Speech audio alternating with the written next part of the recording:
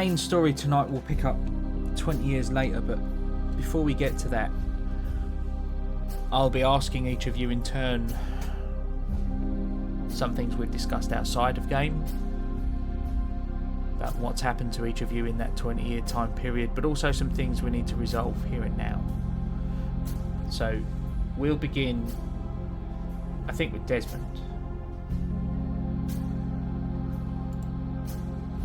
So Desmond, I spoke to all of you regarding the things you're up to in the 20-year time period, and if you want to speak to me about your choices, and I'll do this for each of you. Play them out one by one. Okay. Are you looking chronological order, I assume? So, after this ordeal, Desmond moves back home in his it's not quite cabin in the woods. It's more like cabin down, a half-mile road, pretty in the big city. But he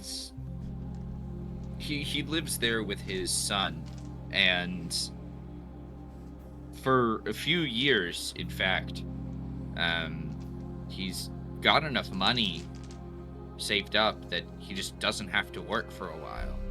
And so he spends the last few years with his son growing into adulthood of spending time with him, teaching him skills, and eventually ending up agreeing to pay for his college and sending him off to learn and work in a nuclear power plant, or so his son wants.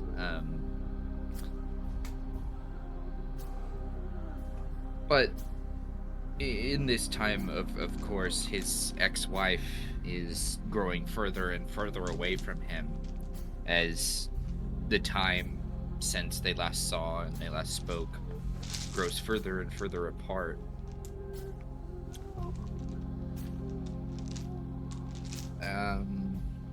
I believe in the actual handbook, the term is fulfill responsibilities is what I'm going to do.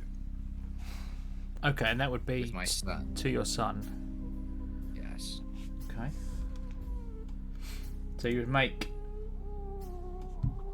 I can remember what the associated check is.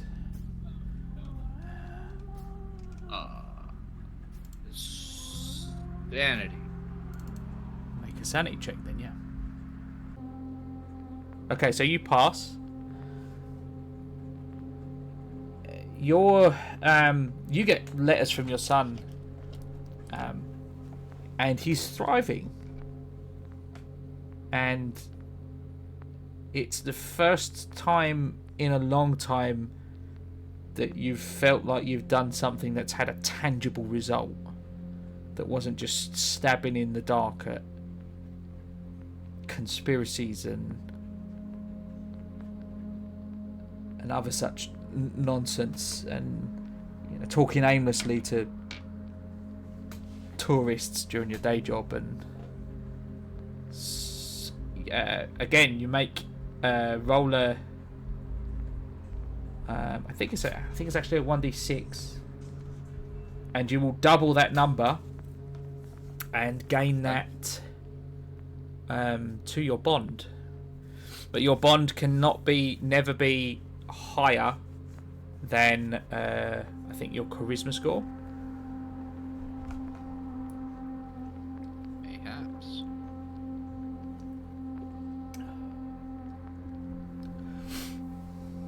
Okay.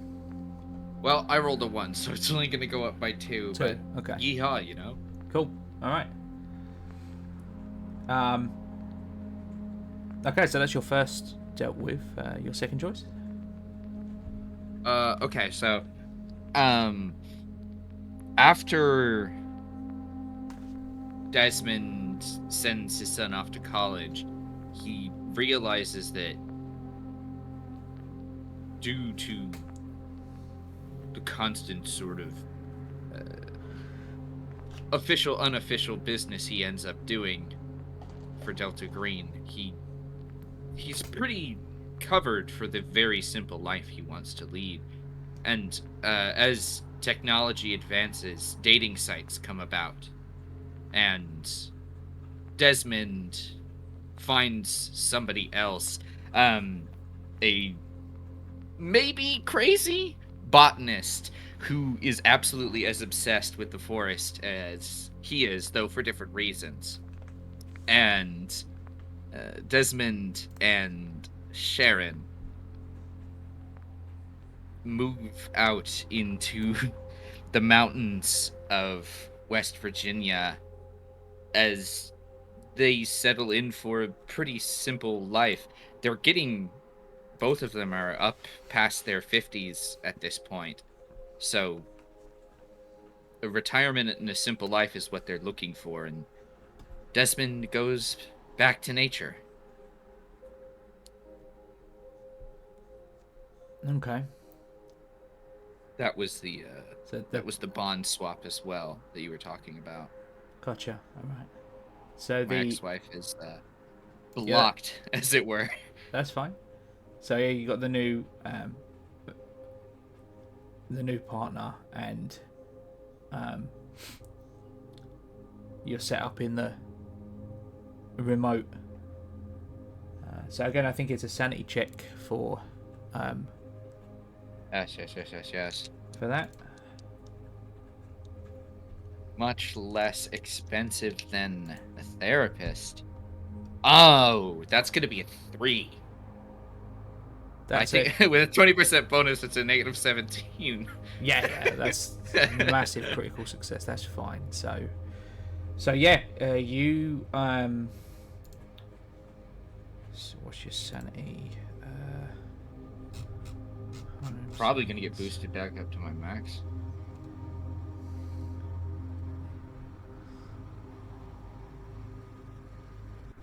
It's a critical, so that would be an automatic. Usually, it's one. You roll 1d4 on the success. It's a crit. You get the max 4. We're doubling it because it's 20 years worth of solace. So that's 8. Oh, bounty. Your boy is sitting up at a crispy 71 sanity. Okay. He's still under the max, but I mean, goddamn, Oh, it'll never be max take ever again. I'll make sure of that. That's fine, but I mean, a +8 to my sanity is, I don't think I could have hoped for anything better. No, that was the best potential outcome. So well done. And Rolled crit, rolled 4, double. Yeah, no, you're right. And your third choice. Okay.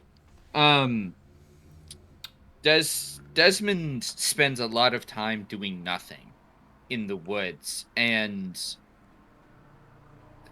for a few years, his relationship with his wife struggles a bit, as the two of them married maybe a year or so after dating, and the deeper parts of their relationship hadn't really solidified yet. And Desmond begins to eat more and finds himself drinking out on the porch almost every night, and he gains a considerable amount of weight. And eventually his wife gives him an ultimatum: you either, get it together or I'm out of here.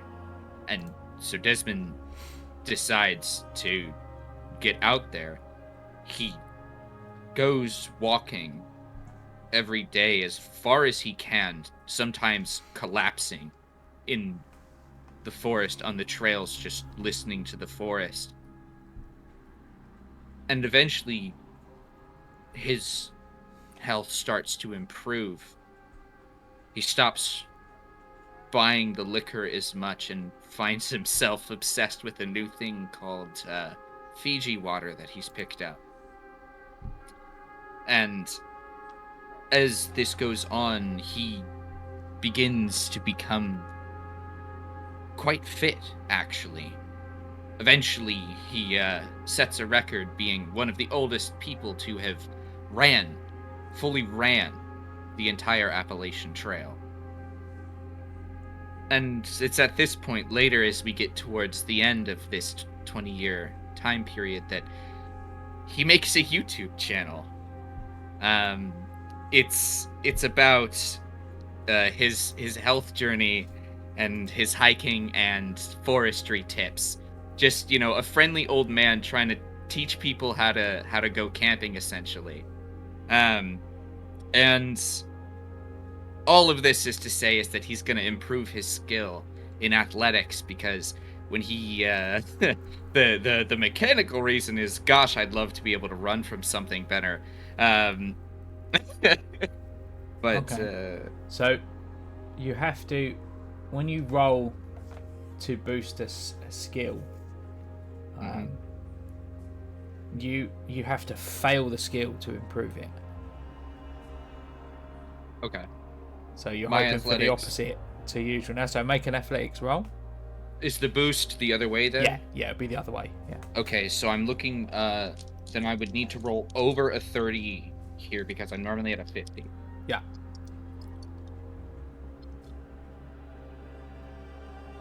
$56. Just right. So roll 2d10. I'm on my best life. Yeah, roll 2d10, and that is the percentage you can add to your athletics. Wow. Stat. Alright, now all I gotta do is not choke it and roll a 1 again. A 5 and a 5, that's average. We take 10. Okay, and then you add 10. I wish immense luck on the rest of you. I hope it goes as well. I mean, 10 is a great boost to any stat. 10% all at once. And an 8 boost to sanity. Yeah. And I got my kid into college for nuclear power at the turn of the century. Perfect. Hell yeah. So next, the player is Nina. The character is FBI agent Eliza Bishop. What happens to Eliza over the 20-year gap? What are your 3 choices? All right. So, as soon as Eliza comes home from her first ever assignment as an FBI agent, and also her first ever full-on Delta Green investigation, she feels the tension in her home. And she decides that life is too short to only focus on work. She's a very work, success-driven person, but life is too short for that. And so she's going to take her whole family on vacation. Mechanically, this would just be fulfilling her duties to her husband only for now. Okay. So make the appropriate sanity roll for me. Sanity roll. Let's see it. Oh. We're good. Okay. You roll 1d4.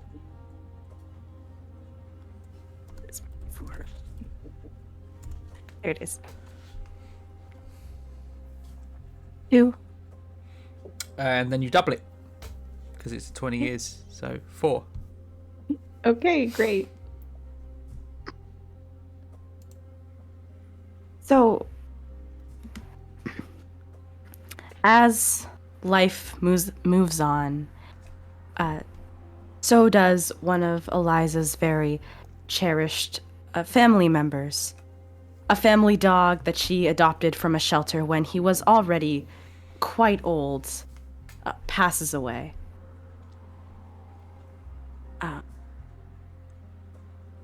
But as Milo passes away, her beloved family dog, someone new enters her life in the form of her young son. Eliza has a baby. His name is Jamie. Okay, so your son will be replacing The son is the dog her as the son is bond, and that has the replacing same her dog. bond score that the dog had. Yeah. Okay. After her rather strenuous work, Eliza decides that even if she can't talk about her time during the program, she does have a lot of things she needs to work through. So Eliza decides to attend some therapy. Okay. So are you... It's an ongoing process, and it requires, for it to fully work properly, it does require honesty and commitment. In that regard, those are two things that tend to clash with your clandestine work. So I must ask, Yes. will you be telling the truth about what caused the sanity loss to your therapist? Or will you be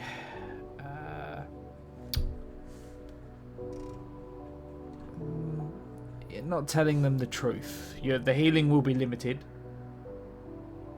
but the potential fallout is far lessened compared to what it could be.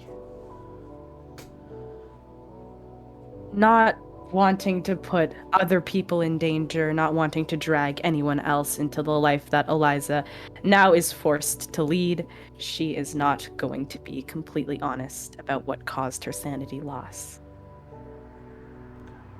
So you speak somewhat metaphorically of demons and things that haunt you in much the same way that perhaps people would, and your therapist assumes some sort of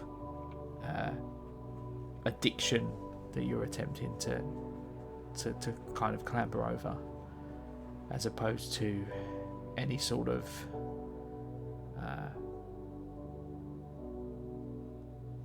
fascination with something unnatural. Could you make a luck roll for me, please? That's just a straight percentile dice. There's 1 to 50 is a fail, and 51 to 100 is a success. 6? Well, it wasn't a fumble. You were 1% away from a fumble.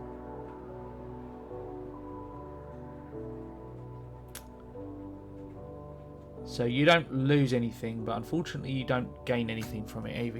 You talk it out and you leave the room, and the realization sinks in that you can probably speak all you like to this therapist, but they'll never understand. And it's frustrating. You feel as if time was wasted. I believe you have one more.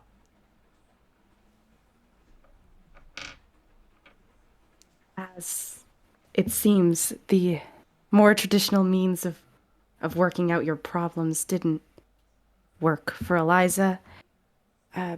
She's going to spend quite a bit of time trying to improve her already quite good hand-to-hand combat skills. So she's going to take some extra training on that. Okay. So as I mentioned before, if you're looking to improve a skill or a stat, you do have to fail that test. The obvious implication of that being the higher that skill is, the harder it's going to be to improve. So if you can make a skill check for me, it's unarmed combat you wanted to improve? That is correct. Yes. You do get a 20% bonus to all of these rolls, remember? Never mind. Then I actually can't even fail that. So, I can No, do it that would later. be it would a 20% in your favour. So if you're trying to fail it, I'll give it the other okay. way. So, all right, Yeah? cool. I thought that her skill increased by No, 20% for this. Okay. All right, cool. Great.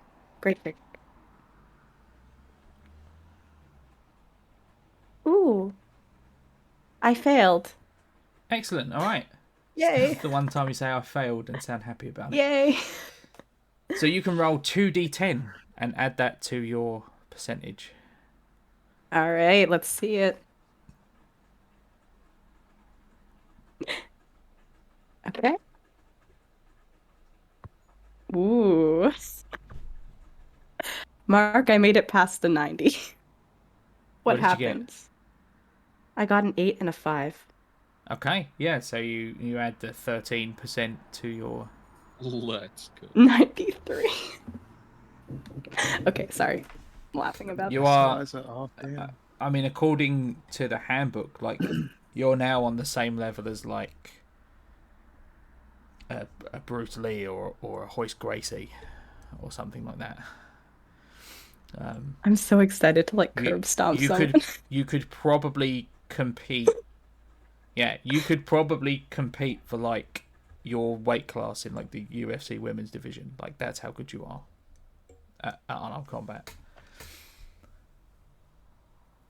Okay, Okay. that'll be your third one. So, That is my 20 years. with that all tied up, we'll move on over to Bryan and Corporal Kane. Howdy. If you want to give me your three choices, and we're going to discuss your bond last. So, um, I guess we'll start with his skills. Actually, no. We're going to start with after Kane's experience in the night floors, um, the promise that he made to Ellen and to Thomas still just gnaw at him for the first couple years. So he's actually staying on the case of the night floors and specifically the yellow symbol. He is going almost borderline Remy of being obsessed with this symbol. Um, Okay. so Mark, if you want to just lead me down the rabbit hole I there, have bud. plenty to take into account if those are the choices you're making, certainly. Um, so yeah. Okay, so what I would need you to roll is either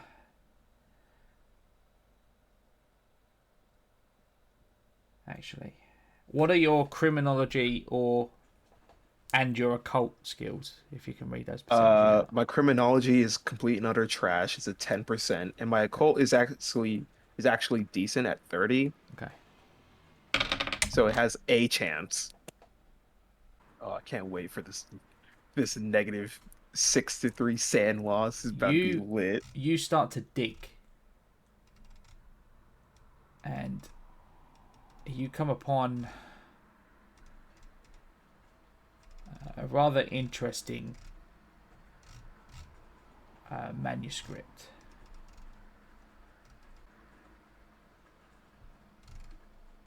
You come across like a book.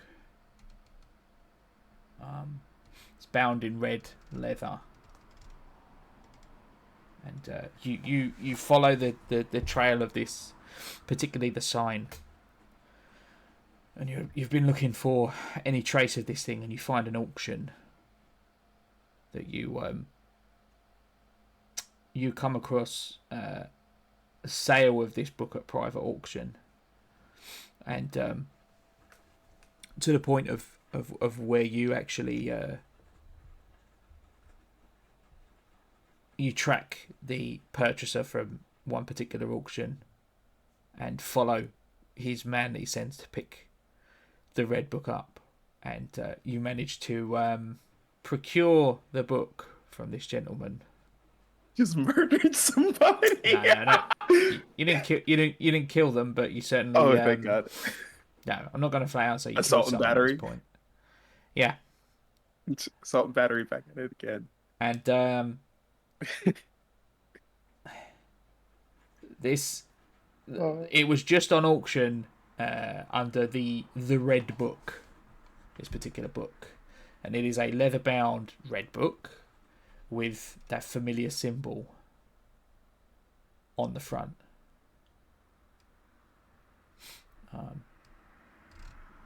And it's some of the pages are worn and like illegible, but it is a play that tells the story of a land, a sort of a distant land called Ithil, and a party, and the prince and the princess attend this party, and they're visited by a travelling a king from a far off land who visits the party and heralds the apocalypse.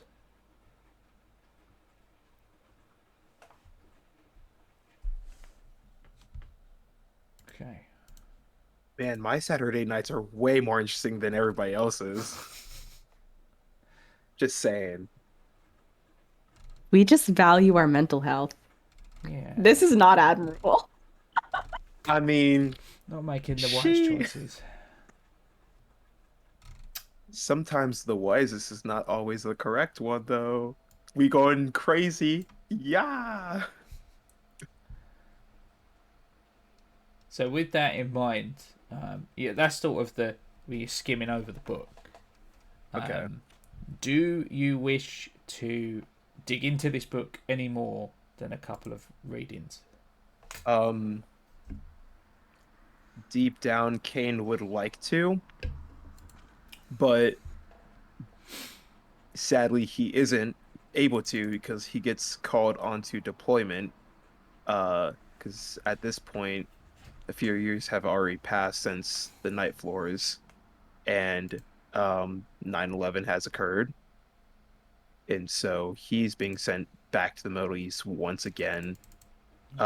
This time, rather than being just under SOCOM medical units, so they simply get sent out to whatever branches that they're needed into. He's actually scouted by Delta Force, um, or Task Force Green, whatever you want to call them. And so he is part of their medical team in the Middle East, specifically helping with on-site first aid and surgery. So he's typically the person that is helping with IED blasts, with civilians and other soldiers. And he's going to try to improve the surgery skill. Okay, yeah, so you roll that with a 20% in your favour. Right. And, And it shouldn't be too difficult because his surgery is actually not too high. He knows the basics of it, but he hasn't practiced. So Okay. someone's going to die if I can find a D10. There's so many dice. There you are. All right. Oh yeah, that's a failure. That was a oh my god, that's a 44 failure. That's fine then. So you gain 2d10. Roll 2d10 Okay. and you add that to the skill.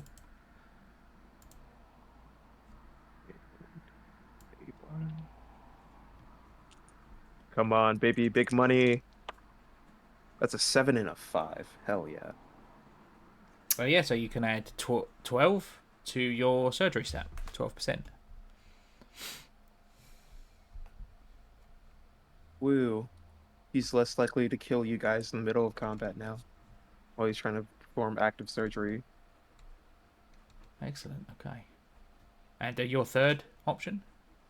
Um, his third option is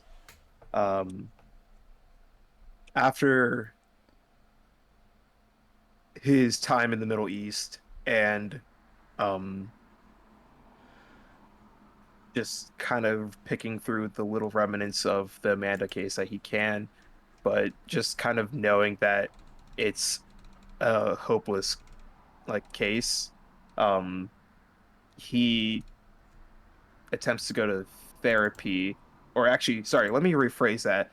Thomas Wright forces him into therapy, uh, because he notices that Kane is going on this like downward spiral of obsession between the loss of Amanda as well as the loss of like friends overseas, the countless like deployments that he's been through, just absolutely taking a toll on this man. Uh, and so despite all this, he's essentially going to be like forced from the military, sort of. I can't think of off the top of my brain what that's the official uh uh process that's called. It's a medical dispatch something. I Okay. forget. I'm blanking on it. Discharge? Discharge. Medical Yes, discharge, medical yeah. discharge. That's what it was. I know English, I swear. And it's kind of going to be like forced into this quasi retirement. Um, yeah. Okay, so it'll be like a medical discharge, probably with honours, based Yes. on the Corporal Kane's combat record that we've discussed. You know, behind the scenes Right. here, he's good at his job, so to speak. Okay, Oh, he's damn good at his job.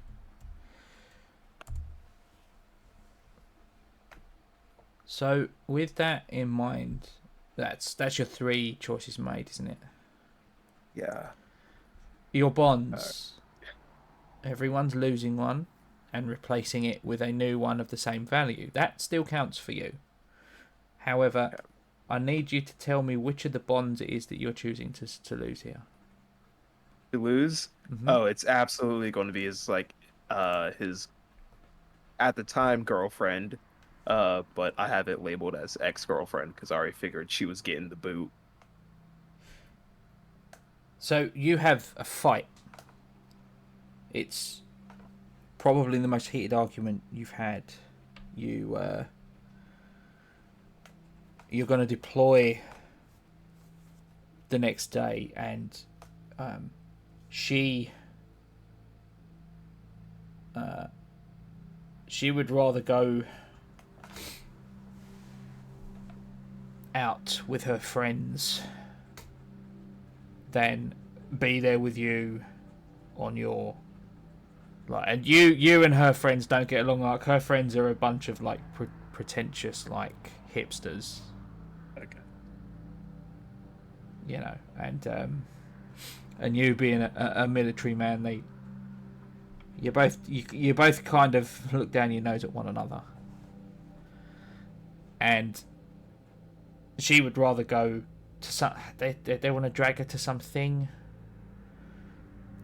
You spend the night alone, deploying very early in the morning the next day to Ramstein Airfield in order to be then redeployed over to the Middle East. And you get a call. It's about 2 a.m. You'd gotten off to sleep at about 11, so right in the middle of your first REM cycle, and it sucks, and you roll over and your eyes are heavy and your phone's going off, and it's an unknown number, and you answer the phone, and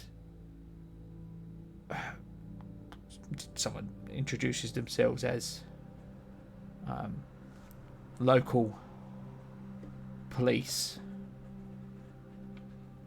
and the moment they say who they are, you know the tone, and you're not stupid, and you couldn't really be ready for what came next, but when they tell you that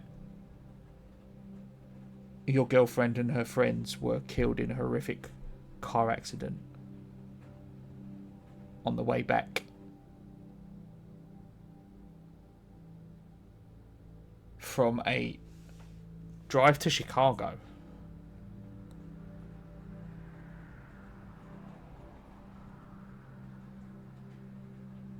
you something about the details of this, your sixth sense kind of goes off a little. Now, I'm going to leave this one up to you.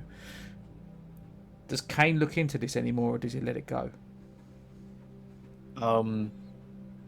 following the event of a close death, the military does allow a few weeks of just kind of allowing the person to be away from deployment. He's absolutely going to investigate this. It's not a problem. So they reschedule your deployment for, they give you like a month. You look into it and you find out that your girlfriend went to see a pretentious and apparently unfinished indie film in Chicago. It was interrupted by a stunt where people acted like they were shutting it down for being too dangerous. The details are weirdly enough, they're shockingly hard to find. Like, even the internet, there's next to nothing about this. And as part of your, it just so happens that one of your pursuits you chose was to stay on the case. So I factored this in. And you find someone reaches out to you and sends you a link. Like archived logs from that particular cinema from that spring. The name of the film, which you'd been unable to find anywhere, was called A Song Before Travel. You search, it's not in IMDb.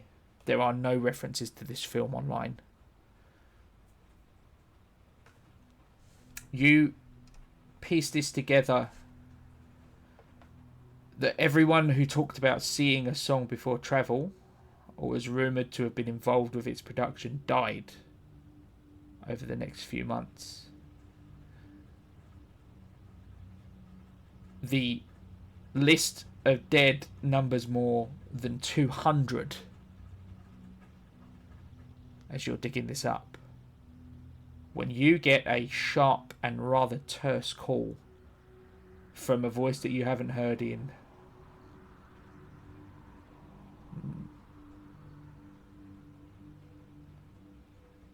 at this point, it's since 2000 probably too, so probably, yeah. Since the night falls, basically. Agent Marcus telling you to stop investigating. Mother.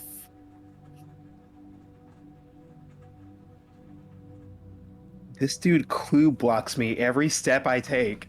I swear. He is so on my shit list. The phone goes off, you pick it up. He literally just says, "This is Agent Marcus. Stop the investigation." And the phone just clicks. He doesn't even give you a chance to respond.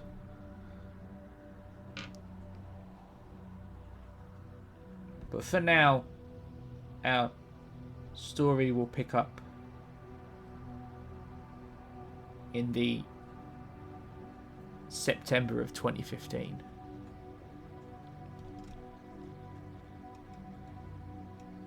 You all receive a FedEx.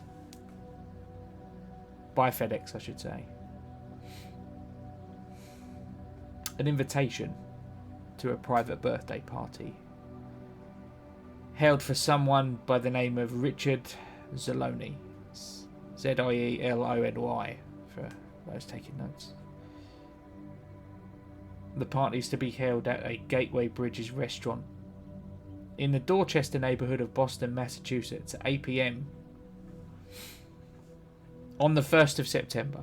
So, my apologies, it's a few days before. It's the last week of August. None of you know a Richard Zaloni, but the front of the card is embossed with a rather familiar looking green triangle. You'll under the full understanding that you've been summoned by Delta Green. So do any of you want to do anything else, or are you all just headed straight to the meeting from your relevant locations? Well, first, ladies first. I would love to call my boss and let her know that I need to take a couple vacation days. That's a very good idea. Do you want to roleplay this, like, out of game? Do you want me to just... You'll certainly need to make some rolls, probably, so go ahead. Okay. Ring ring. Okay. And there's a couple of rings, and presumably you don't call her, like, at any indecent time, so she just answers normally. Yeah. Oh, Eliza, hi. Good evening, Beth. I know this is really abrupt, but I have to take a couple of vacation days. I just realized it's one of my friend's birthdays in a couple days, so... And he wants us all there, and it's a whole big thing. He's always been so dramatic, so... I should have a couple days that I can take. Okay, yeah, why don't you make a persuasion? Yeah, I'll say persuasion roll for me. As you are lying to your boss. We know it. Ooh, that's a success. Okay. Yeah, not Yeah. a problem. She buys it.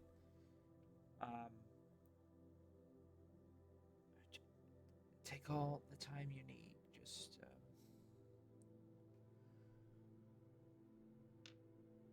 enjoy it. You work too hard. Thank you so much, Beth.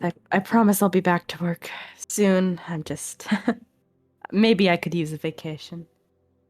All right, I'll let you get back to your night. I'm sorry, I always seem to be calling you at...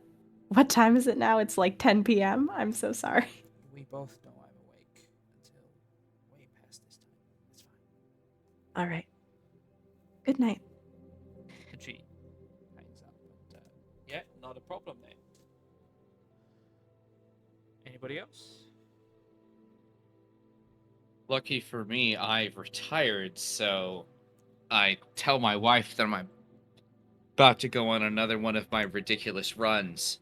I mentioned some obscure YouTube trend that I'm about, and with any luck, I'll be able to get back, record the YouTube video, and then come home, so my wife won't even know. Okay. You got the backlog videos, of course. Yeah, that's gonna take a. It's still gonna take a persuade roll. Absolutely. But I'm gonna give you a 20% in that because you've established that. Like the story you're using is rooted in something that you do actually do. It's not a complete fabrication. Yeah, the only lie is that I'm doing it now. Yes. Excellent, excellent. The plan is coming together. The character build is working. Gee, hold on. What is this, a persuasion? I might still. What is it? What am I rolling, my man? I don't remember the skill in this game. You roll persuasion. You got to get under it. But I'm giving you an extra 20% because you've established that you've got it. You're a YouTube channel. Oh, okay. I have jacked persuasion. I would have normally failed, but with the extra 20%, my score is 100. So, an 85 passes. Okay. Yeah, your wife stops and gives you a long look, and then just says like, "Well, sometimes you work too hard on those things." And then like, she often ends a lot of her. Will just kind of end a lot of her sentences with like "but," and you can picture the ellipses in your head. Mm-hmm. And the but is, I don't want to fight about it because it's not worth it. So she just lets it go. And yeah, that's fine. Desmond smiles and packs his things and immediately runs like 2 miles, rents a car using cash, using his fake ID from Delta Green, and then just goes and gets a flight to where he needs to be. Okay. Not a problem. And Corporal Kane, is there anything else you want to do before you depart?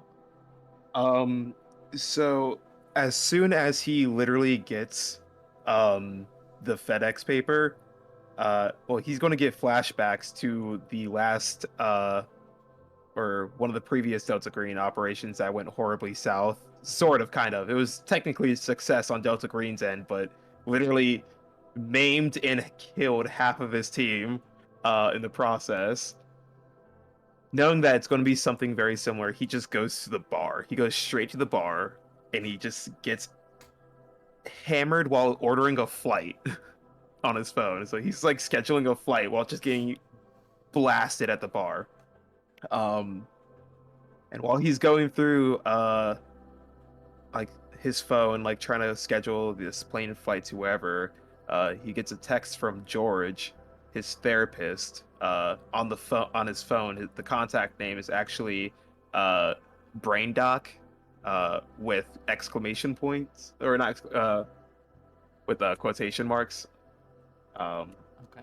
And George is just asking like, "Hey, are you still okay for the appointment on Thursday?" Which Kane responds with just a flat no. Okay. No other context. That's fine. I can note that. And yeah, you stagger onto a plane. Oh, I crawl. I crawl. And you will. This man smells like bottom well whiskey and malt liquor. Like, anybody sitting near him is having a horrible experience. The children, the elderly, no one's safe. Excellent. That's what I like to hear. So you all have varying levels of comfortable flight, depending on how well you've decided your characters fly, and apparently how drunk you are. And you land at Logan and head towards Dorchester in Boston, the Gateway Bridges restaurant. The flight lands around sort of 5 p.m. on September the 1st, so you've got 3 hours to get across town.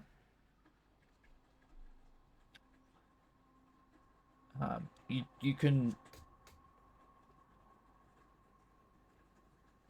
There are still options. It's now 2015, so you have the advantage of technology here that you previously didn't have during our story. Is there anything you want to do before you get to the restaurant, even?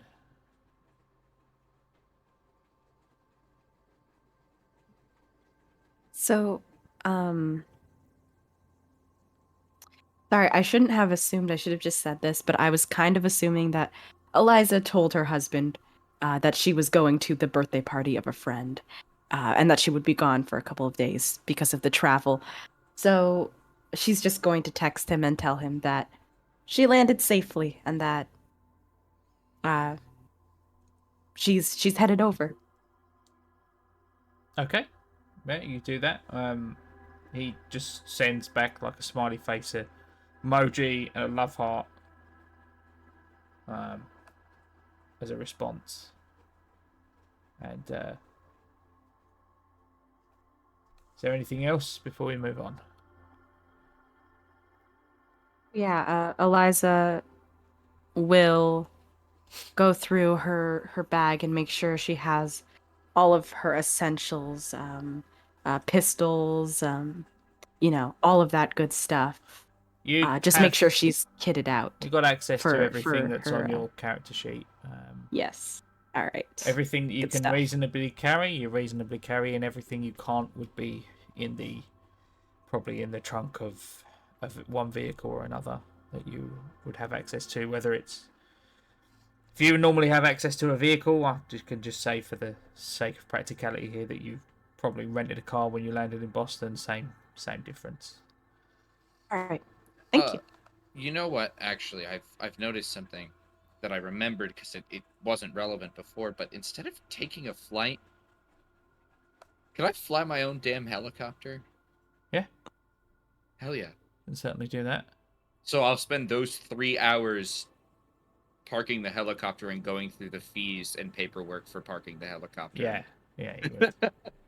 But no, that's fine. You negotiate all that, not a problem. And you all sort of you get rent cars and you head over to the Gateway Bridges restaurant. It's on 9011 Potash Street, Boston, Massachusetts. The zip code 02121. If you had looked it up, you'd see that it has 4 stars on Yelp and it's quite popular on Tuesdays and Fridays when they have buy one get one free on appetizers. Shout out to them.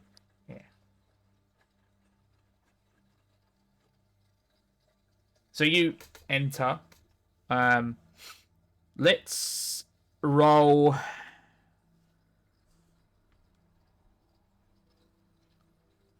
We'll go on decks, actually. What's everyone's decks? I'm an 11. I have 11 my dex. Okay. I'm also an 11. 11. 14. So you arrive first. Old man speed walking it. And then, Of course, I run. yeah. And what's both of your strength, Eliza and Corporal Kane? I have 15. I have 8. Right, so I'm going to say Kane gets there second. Eliza gets there last. So Desmond is already sitting down in the canteen, in the restaurant, I should say, when Desmond, you spy 20 years older, but you will never forget their faces as you see him for the first time in 20 years. Corporal Kane walks through the doors of the restaurant.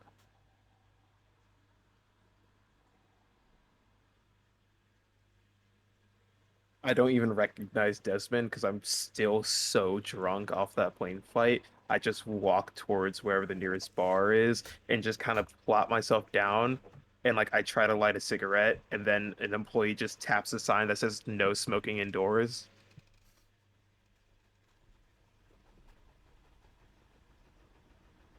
Desmond just stares at him for about 4.5 minutes.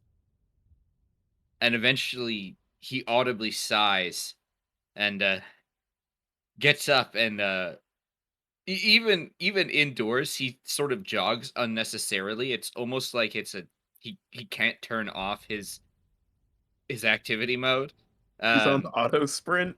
Yeah, so you would I've hit tab or caps lock or something and I can't figure out how to turn it off. So Desmond jogs up to you at the bar, and quite deftly slides in the seat next to you, and smells, I assume, everything you've drank in the past 24 hours. Yeah. Well, now there's the added scent of like the airplane bottles of vodka, but clearly he definitely like stole some from the other passengers when they weren't looking. So he's vibing right now. Long time no see. Come. What? Oh God, you. Oh God. Oh, it had to be the old man again. Okay. Desmond smiles. Look, you can't get away with this time. There's no table to cover it. You can't point your deagle at me and try to blast my nuts off this time, all right? I don't really carry the the Deagle much anymore. It's really hard to get 50 Action Express. Those things are so expensive. That and your geriatric wrist? Yeah, I believe it. I would probably blow my wrists right off. But Yeah, I bet. I see you're at least 3 months into alcohol poisoning. You're gonna be able to 3 months, sir. That's lowballing it by a severe amount. um well, you know, optimism is a hell of a drug. You're gonna be able to You got keep it drugs? together. No. Well, then why did you bring them up? You know what, the wildest thing I've put in my body in like the past 24 hours was some Fiji water. That shit is crazy. I don't understand. You, It's water, but it tastes so good. yeah, you look like that hippie guru bullshit. I You look did good I though. did You look less fat than I last remember you though. I Like severely less fat. yeah, well, I lost the old wife, got a new wife, started to lose the new wife, and then whipped my ass in shape, and you know, I got out there. I Huh. really did. That- That's I've just been where'd my voice go? Hello? you're good. Uh I've really been going out there and doing as much as I can. I ran a triathlon, I ran the whole Appalachian Trail. It's actually going great. My life has been ups. I've been retired.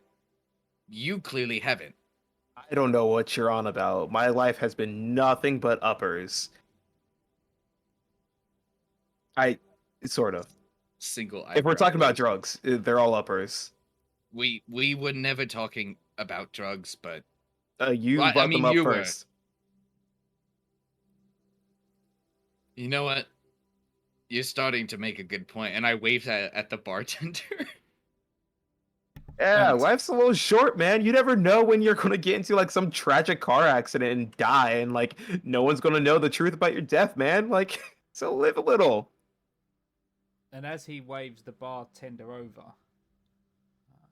Eliza, you enter the restaurant, and it's impossible not to notice these two bickering. So your eyes immediately over there, and again you spy them both for the first time since Eliza 1995.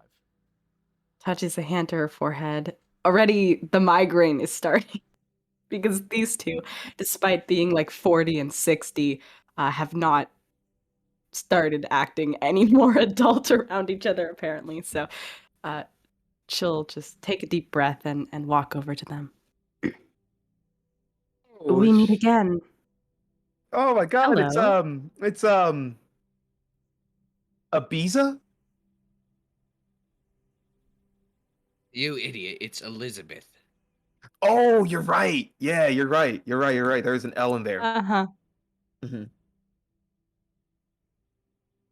Well, long time no see. You look older. Thank you. You're welcome. Charming, as always. Oh, Uh, clearly.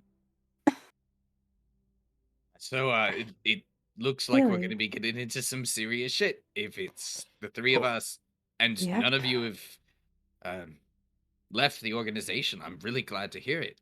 I Uh, think what you wanted to say was we didn't die in the organization because no, we're you're all right. government slaves. I did want to say that, but I mean, it's not really the government. It's above and below the government.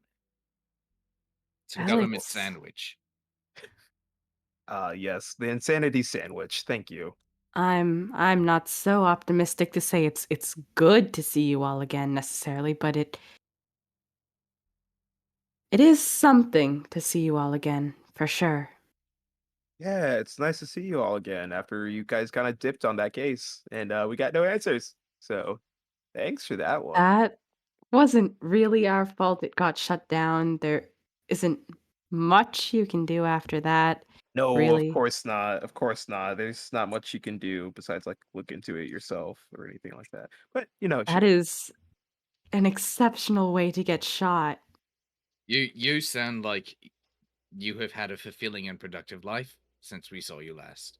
sir, I have been just on the grind train. I don't think you understand. I did rehab. Desmond, this twice. might be really, really weird, but I think my husband was watching you on YouTube. Yeah. Oh my god, he is that old dude on YouTube. Oh my gosh. All Yeah, those bushcraft videos. you wouldn't Yeah, recognize me. Look, I lost the beard, I lost the long hair, I've lost so much that's weight. crazy. Yeah. Oh Oh my my god. And I've gosh. gained all of that. And yeah, you know what's the biggest thing? I look happy in those videos. That's why Yeah. you didn't No, fucking that's recognize me. exactly. I was like, oh, I know that guy's voice. Like, who is that? But oh my gosh, what a transformation you've been through. See, your videos Crazy. always come up on the autoplay when I'm like falling asleep and it's like the two guys building a hut in the dirt and then it's your video next. And I We always went fall from asleep to that. 2 guys building a hut in the dirt to 1 guy building a hut in the dirt. Fantastic YouTube algorithm we've got going here. Oh dude, it's awesome. It knows its customer base. You carry on like that for a few moments, and then one of the waiting staff approaches you. Says, you here for the private party? That's us. I'm always down to party. Private room in the back. And he hooks a thumb to like a door just marked like private functions, and you can see the lights on in there. And he escorts you to the door, opens it up, and you head in to the back of the building. You find appears to be a 60-something, maybe African American man waiting for you. Sat in there's one sort of corner. It's a small room with like a corner booth bench, and he sat right in the corner with the table in front of him, and a sort of just a mishmash of documents and stuff scattered in front of him.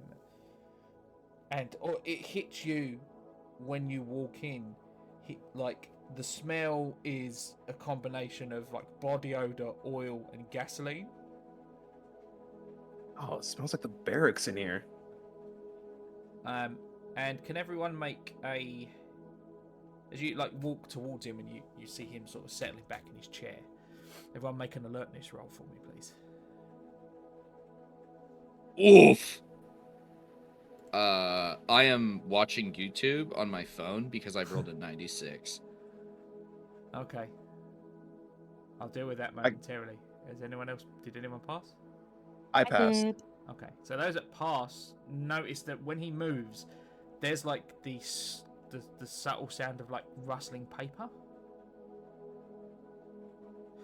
As for Desmond, you're still trying to show Corporal Kane like your latest video, like that you uploaded like the day before, and you're like, no, just seriously check this out. And you've got your phone out in front of you, and then as you gesture over to hit like to your right to get him to look at your phone, he's already like walked forward, but your head glances out the window into the street, and for a moment, as a cab rolls by, standing on the curb on the other side of the street, a familiar dancer with a paper dragon. And as the cab passes in front of them, they are gone. Can you make a sanity check for me, please? He just got it back. He just got it back. My hard-earned sanity. Do you know how much fucking debt I had to pay off to send my kid to... It's... oh, come on. New score? It's still a failure! 74, and I just boosted it to a 71. Brother, take this L. I guess I will. You roll 1d4, please. Yeah. 2. You lose 2 sanity. We're back to 69. Let's go. Okay. You kind of for a bit, then you're like, no, that's just old nonsense playing. boiling to the surface again. This whole thing, seeing these guys again, is just brought some stuff back that needs to stay 20 years ago. You take a seat around the table along with your colleagues. This gentleman looks up. He's got like quite thick glasses on, and he introduces himself. Puts his hand out across the desk, first to you, Corporal Kane, to shake. I kind of like wipe my like very sweaty, kind of hangovery, clammy hands off on like my dirty, ripped jeans and shake his hand. Yeah, Pleasure. and you get like his hands are like kind of. I mean, it's a familiar feeling to you of like there's like oil, and like and he shakes your hand. And he goes around. You can tell me whether you shake his hand or not. Sure, I'll shake his hand. So you'll do so. He sits down there. My name is Agent Exeter.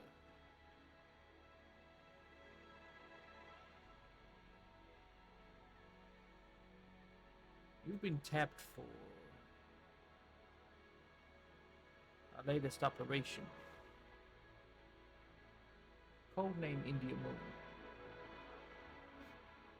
We've had some operatives of the company go missing.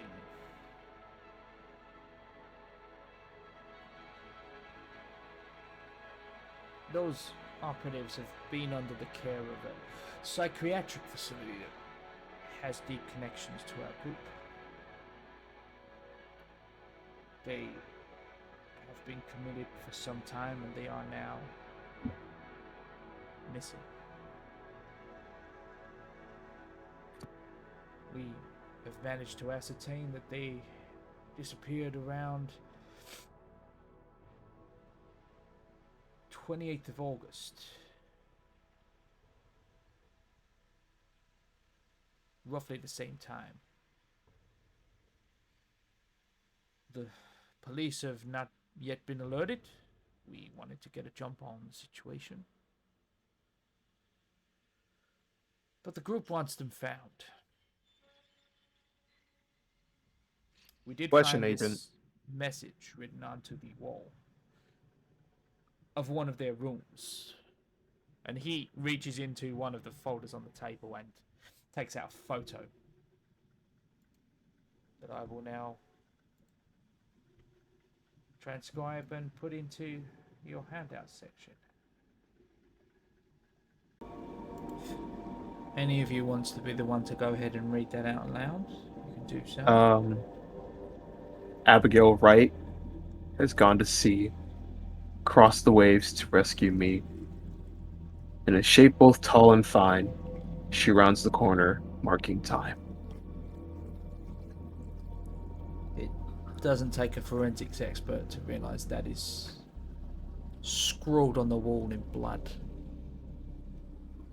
Agent Exeter indeed confirms it.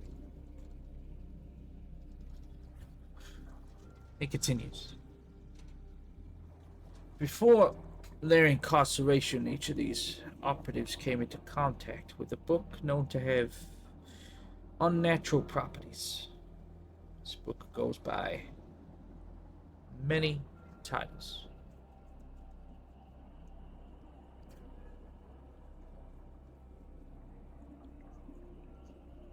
If you were to recover any occult documentation during this operation, you are to report it to myself.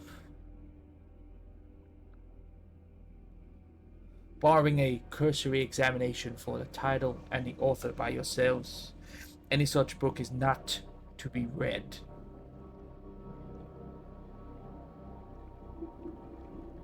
And he then reaches down. There's like a bag, quite a large bag, like duffel bag, sitting on the ground next to the table leg where he sat. He pulls out a large and old-looking satellite phone. He hands to you, Desmond. If you have Any questions, I can be contacted securely.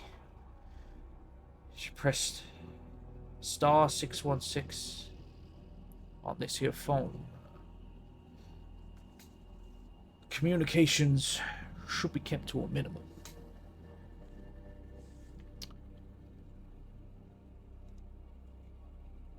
And he then looks over at you, Eliza, to understand your the team's information gathering expert, so to speak. I could be considered, but sorry. I could be considered as such, yes. That is the case. You should probably have this. He hands you a card, which I will now put into your handout section.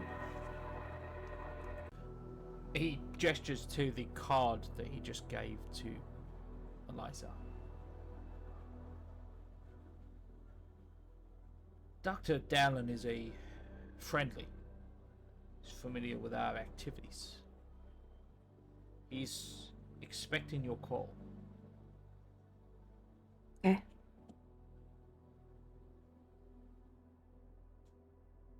Studying the photo and the information presented, although slightly adjusted, the name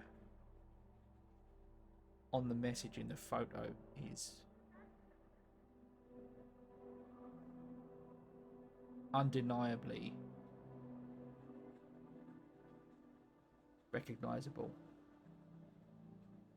You will make a sanity check from helplessness, please.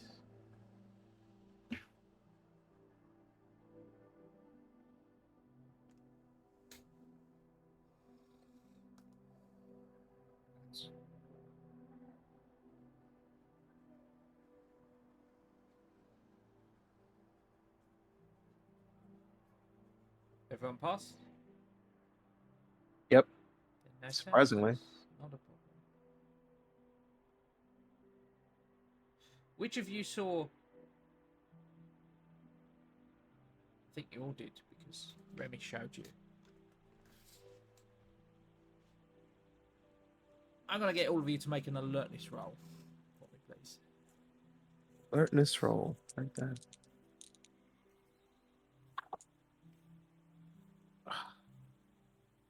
I failed. Yes. Desmond, you, as an order of like just random appetizers and wings and stuff turn up, and Agent Exeter begins to eat. You notice the napkins that are brought to the table. You recognize the napkins. For the Gateway Bridges restaurant, they're identical to those found in Wright's apartment. In 95, the ones with those strange diagrams drawn on them that Remy was so confounded by. Can you make a sanity check from helplessness, please? Oh, yes. Another one. Yes, sir. It begins. Down the rabbit hole we go, ladies and Success. gentlemen. Oh, Success, nuts. okay, that's no sanity lost, not a problem. This is all fine.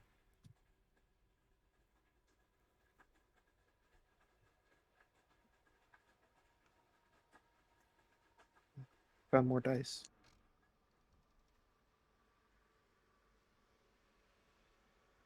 Okay.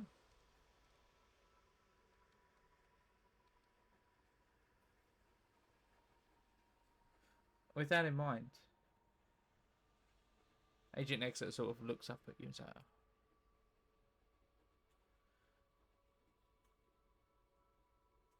I would book in somewhere in town if I were you.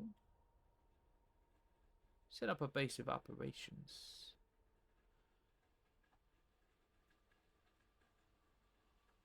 The idea how long we'll be staying? Depends on how quickly you crack the case.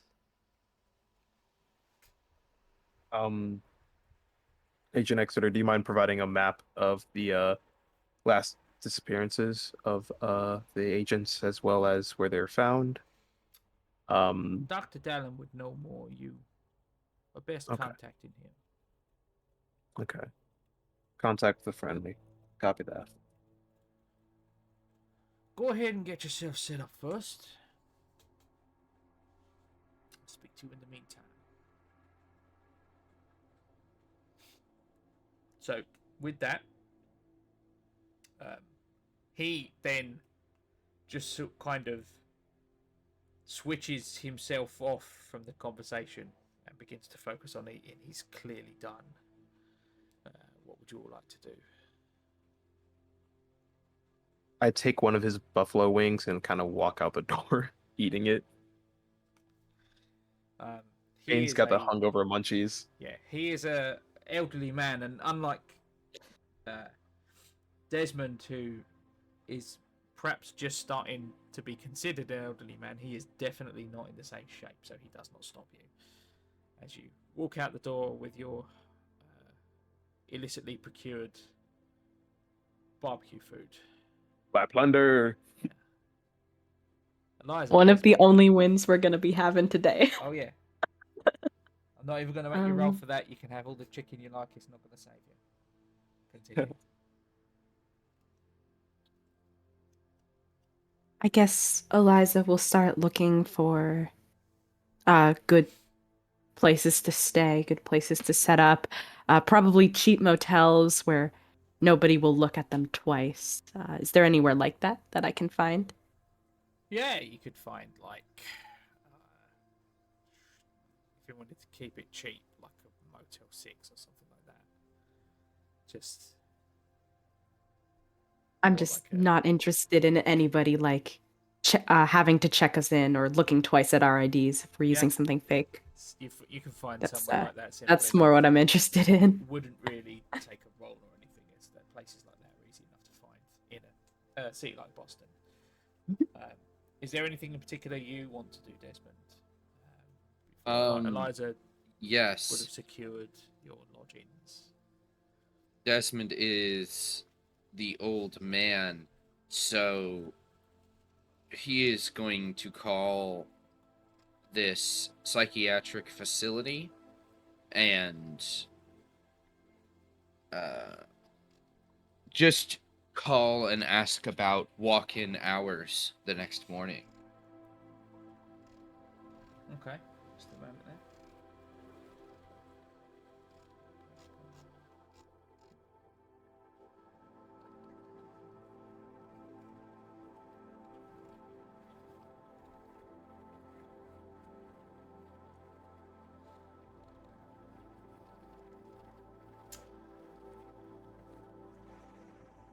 Okay, so I mean, it's how would you research the information on the facility first of all? Is it on the? Oh, the number's on the card. Yeah. Okay. So I was just literally going to call like the front desk. I'm not trying to dig. I'm just trying to get cursory information about their open hours and things like that. It is currently 8 p.m. I should say. So you call their external line is you just get a voicemail saying like reception will answer calls between sort of 8:30 and 5:30, and like external calls. And if it's an emergency and you have someone on site, that you should already have the contact details for a Dr. Dallin. Understand. Anne is gonna just kind of offer to go grab some like cheap Chinese takeout and like beer as they're kind of heading towards the motel. You know, typical stakeout food, the usual. And he's gonna just kind of call his therapist back and just kind of apologize for the abrupt rudeness, and just let him know that he's out of town for a few days and would like to reschedule it in the nearby future. Again, like 8 p.m., your therapist is certainly not working their billable hours at the moment, so you can leave a message. Yeah, That's fine. You do yeah, so. that was the plan. Eliza snags you all rooms. It's like a motel, but she manages to get you rooms where like you've got the doors connecting, so you will get an individual room, but you can open up the doors during The the doors day in between. Yeah. and have like a mega room. And with you settled in and ready to investigate, that's where we're going to take a little break. We'll be right back.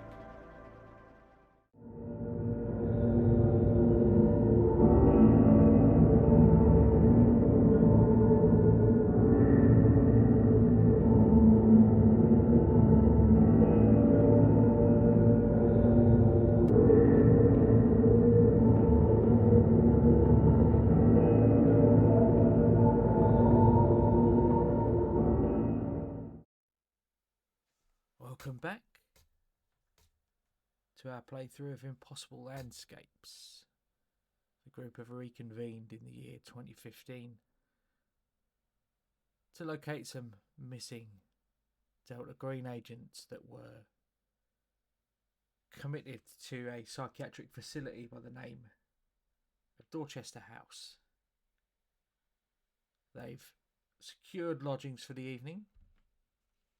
Before you all settle in for the night to begin the investigation proper tomorrow, you can make some preliminary searches now. Nothing too in-depth, but you have laptops and various... you can put in a call maybe for information with contacts, and they can probably come back to you the next day. So if any of you want to go ahead and do that now, let me know, and we can proceed.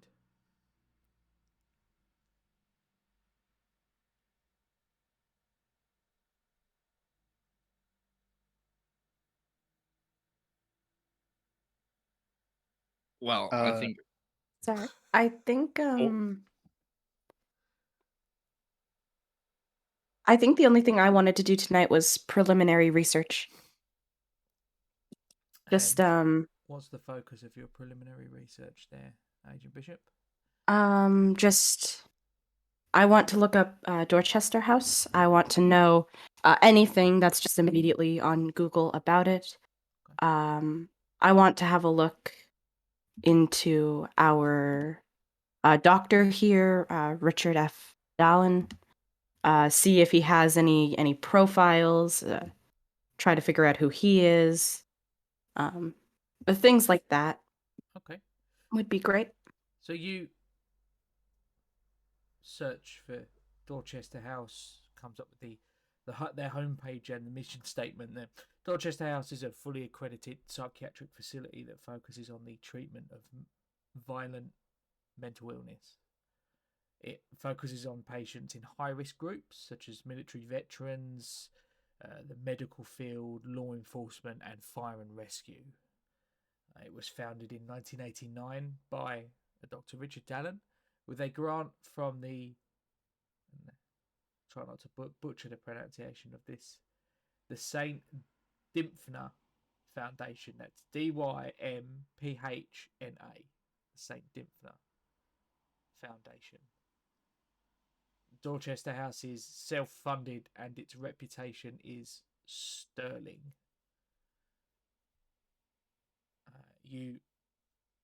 Your brief search into Dr. Dallin, he's easily enough found online, in psychiatric journals, as a matter of fact. He's published dozens of articles on PTSD in the military and first responders. His social media accounts show a burly man in suspenders with an uneven smile. It looks like he's enjoying his life in Boston, though his profile does list him as a committed lifelong bachelor. Take that however you like. But that's all you really find with a preliminary Google search on both. All right. Yeah. Eliza will make some quick point form notes about all of this. Pull out an empty file and just start filing away anything she knows about the case. Also, did we get the number of agents that went missing? Or did they not say? Because I didn't catch that. Yeah. A second, get the list.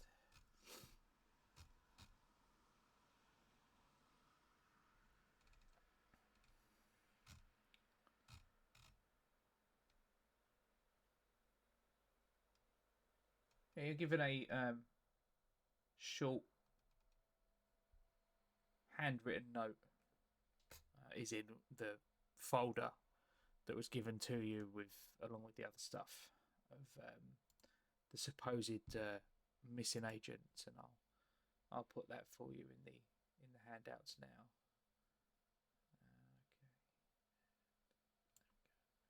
now. If there are names included, I'd like to also search each of their names just out of curiosity.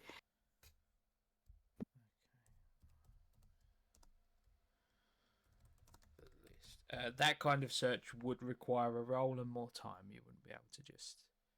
Okay, so Google that's it, not so for tonight then. you can do that the I'll next just day, leave it. certainly. No problem. First thing in the morning then.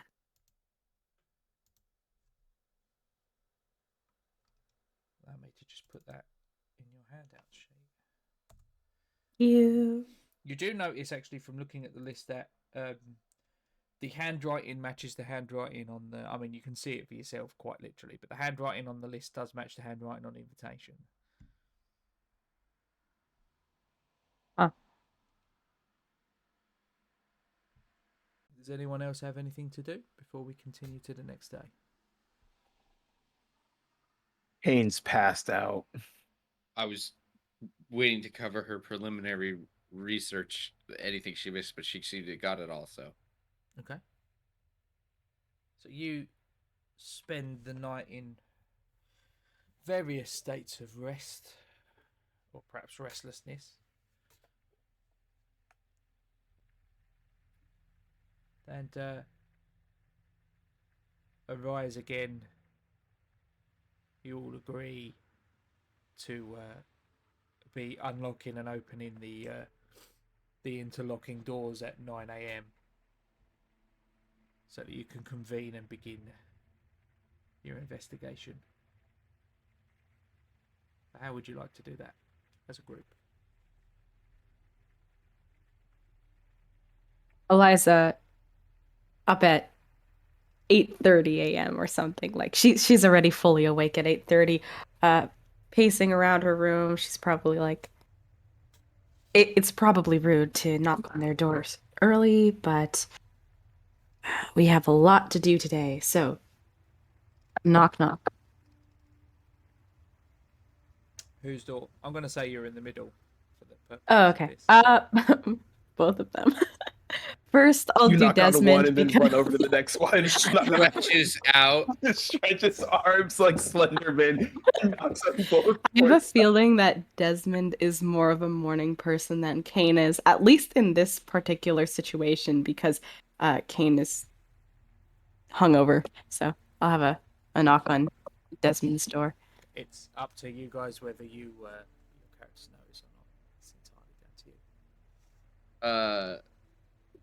Maybe 3 seconds pass before the door opens, and Desmond is smiling widely at you. You can see that he's clearly had dental implants because he has very nice straight rows of teeth for somebody at his age.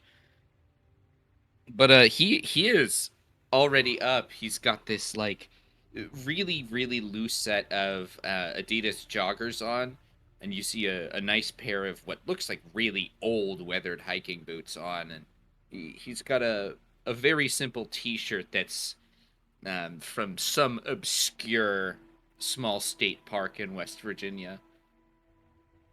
Good morning. Morning, Desmond. Have you had your coffee yet? I have. Actually, you know what? Shit, I gotta get a second pot going. Hold on. I haven't had any yet. I took the liberty to do some just easy research last night. I probably spent like an hour on it. It wasn't anything difficult, but I did find some things, and I was planning on doing a little bit more today, this morning, just about the agents that went missing, but I already have a feeling that's going to take a little bit more work. So I came to ask for your help. Yeah, I was thinking that we should maybe, last time we sort of just ran in there and it went really great. But I think maybe that we have just a bit of a plan this time and fall back to running later. Yeah. So, I saw your really, that is a really nice computer. Oh, thank I you. do not get the type of internet out where I live to use something like that, but No, I, you I know. actually have a couple of extra laptops if you want. A lot of my Oh job is wow! researching, so So if you that's need where one. my tax dollars go. Yeah, I'd love a laptop. Yeah. Yeah, here you go. Ye? Yeah. Time to knock on Kane's door. I'm really not excited for how grumpy he's going to be, but let's just get it over with. Knock, knock. You don't even like have a second to like knock the door, and the door opens already. Ah. Uh, Kane, doesn't even matter how long he's been out of the service. He's literally been trained to literally wake up at the ass crack of dawn at like almost 4 a.m. every morning. Doesn't matter how much sleep he gets, he will just wake up regardless because he has survived off of nicotine and like energy drinks and coffee this entire time. All right, so he's probably been up probably later than you have. Um, he's now actually clean shaven, so he looks like a normal person. Um, and you didn't see him bring a bag with him previously, but you do see that he has a different change of clothing. And the bag and the clothing that he did previously had is like in a trash bag in the corner. So clearly the Delta Green agents are familiar with Kane's just disgusting, like unclean habits, and will just pack him extra clothes like a mother, like a doting mother.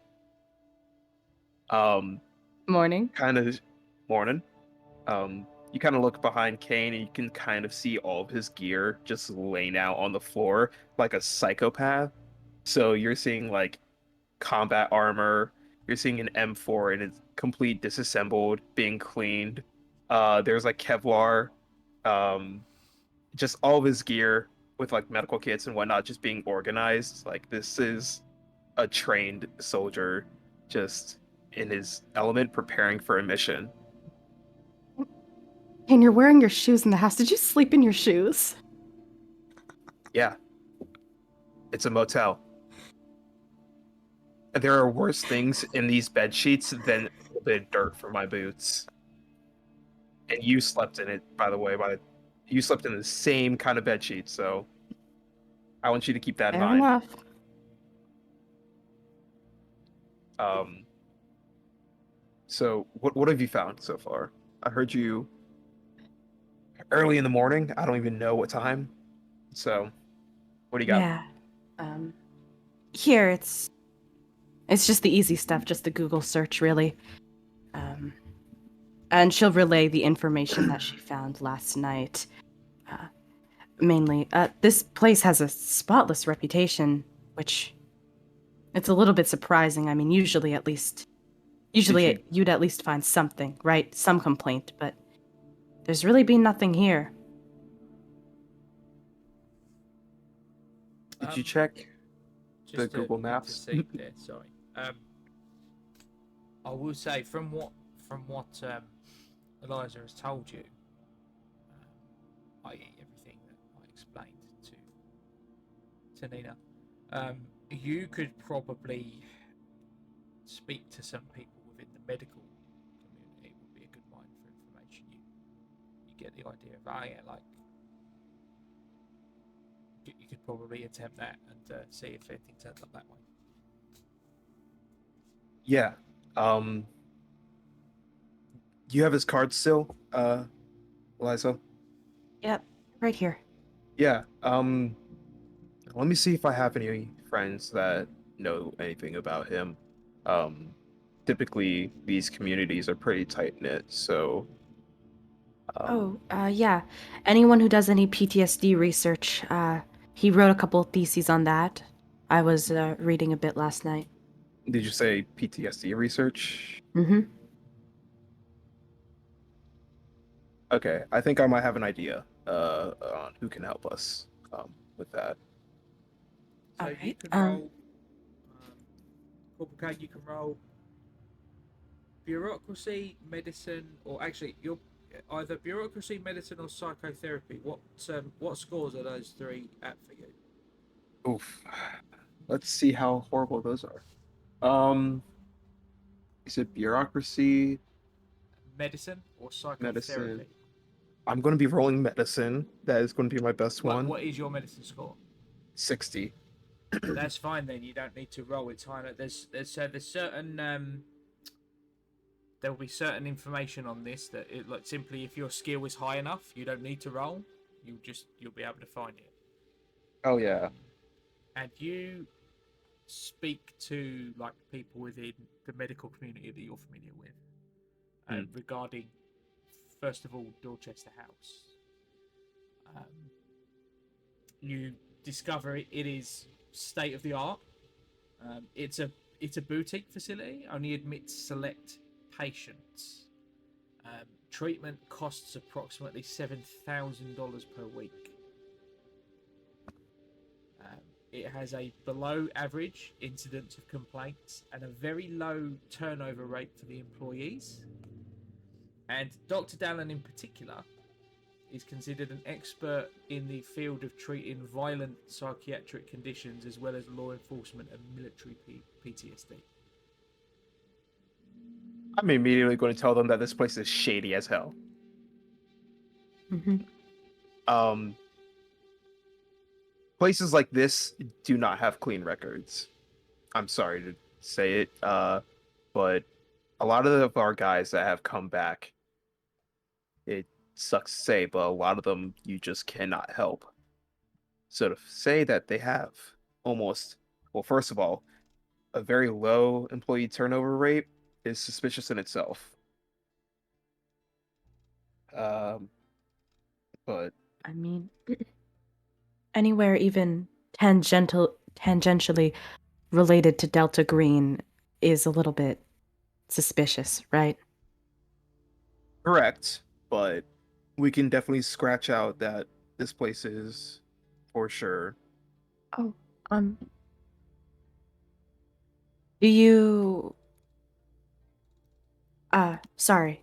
I came across this foundation that funded Dorchester House, St. Dymphna Foundation. Can you ask any of your medical friends about that? Well, I this suppose I could just Google it too. Yeah. to note here that any sort of like research, when you have to have a certain level in a skill or you have to roll, that does represent research that takes like several. It would have taken Corporal Kane like the morning to Okay. uncover all of this info. Okay. Okay. So Um, you can look I'll into just it put that yourself on my at the same because put that on my you've list. not suggested anything that you want to be doing as a character. So you can be looking into it yourself in the meantime, if you wish. Desmond, do you want to take the list of these agent names and see if you can dig Yeah, up anything? that's exactly what I was gonna do. It might Okay, be I'll look into this foundation and see if it's legitimate or not. while me and Eliza are doing research into the house and the foundation, it might be a good idea to go stop by that psychiatrist fellow. Dr. Dallin? Yeah, the friendly. Oh, of course. He's the one who runs Dorchester House. So we'll go see him anyway soon. Yeah, I reckon we do a bit of reading and then we'll all Um, go. All right. I just figured with these kinds of things, setting up a repertoire, uh, I mean, we can easily go about my dad, your son is tired from the military, has PTSD. I'm sure I can get us an in. I mean, Or we could just find a We go way together. to Yeah, that's be fine. with Dylan and mention the opera and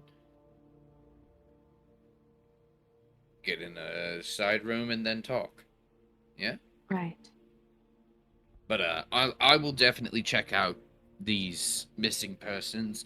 I'm gonna look probably for their criminal record, and I don't know if places like this let their patients use social media, but I will check to see if They they were take posting phones. anything weird.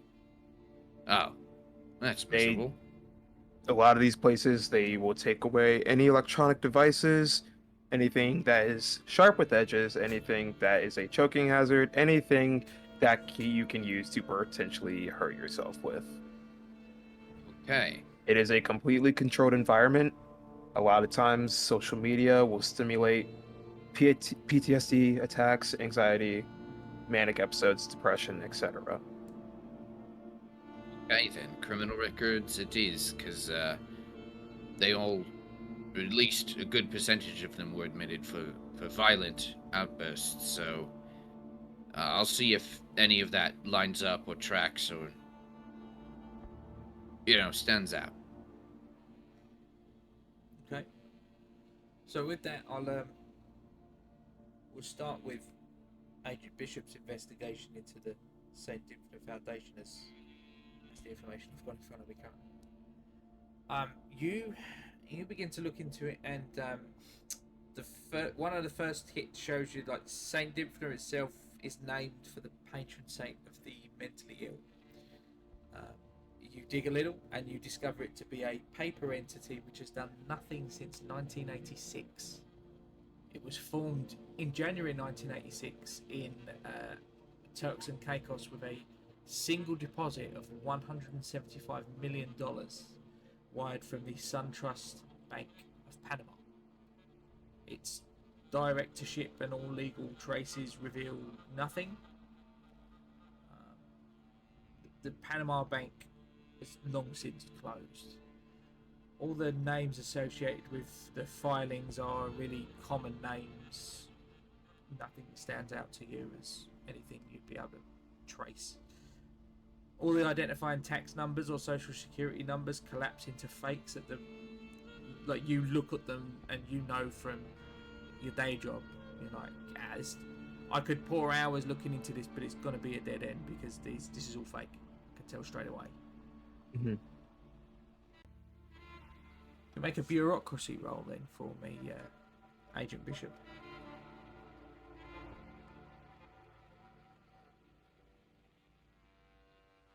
Bureaucracy.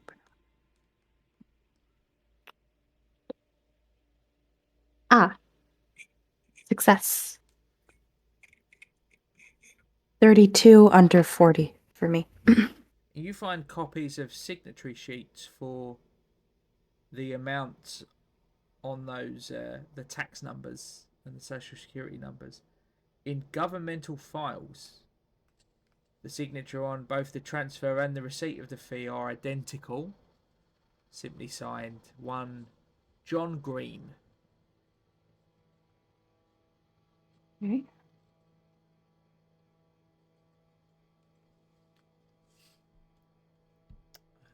And that would be, that's the extent of your findings when you look into that. Desmond wanted to look into the names. Yes, specifically criminal records. Okay. Essentially reason for admission. You research those names in pretty standard databases that were available to you, and they bring up kind of unremarkable files that reflect what Agent Exeter has told you. The first name, T. Hugh, would be former FBI Special Agent Thomas Hughes, a Chinese and American man, age 39. Cal Diasa, a former emergency surgeon, Hispanic man, age 43. Lila Mack, a former Air Force and NSA information systems specialist, is a Caucasian woman, age 28. Kim Plasland is a former FBI agent, another Caucasian woman, age 37. Ray Billabas, a former army officer, African American man, age 46, and the final name on there, a Toman F. Prutoff, former DEA agent, Caucasian man, age 49.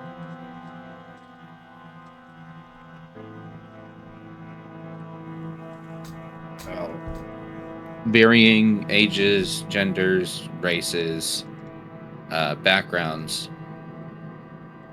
The only thing that connects them all is that they're all Delta Green and they're here. Yeah, that's what you get from sort of the first time you look over those files. Understandable.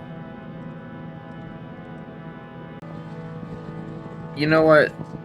Just for the hell of it, I'm gonna look up to see if I can find any criminal record of this Dr. Dillon.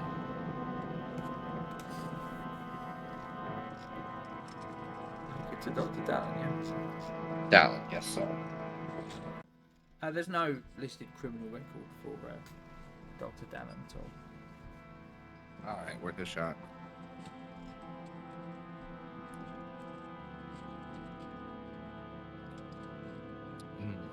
You'll take the morning to do just that. It's around sort of midday-ish now. You guys order lunch in, and you have the afternoon ahead of you. How do you wish to proceed? First thing. Hey, Desmond, do you have that satellite phone?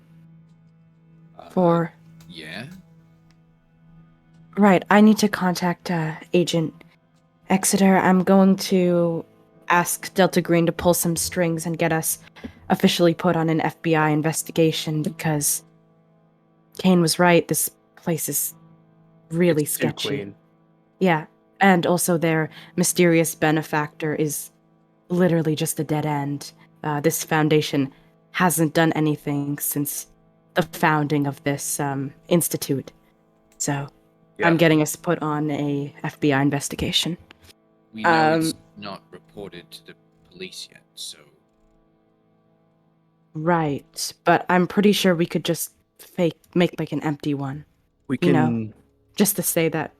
we can put it on their radar, perhaps. I mean, I'm not too well versed in FBI protocol, but I'm sure. It's just I'd like to be able to access their resources because we have a whole database for this sort of thing. Just That would be good to have. to step in here, there isn't anything stopping you from using that database.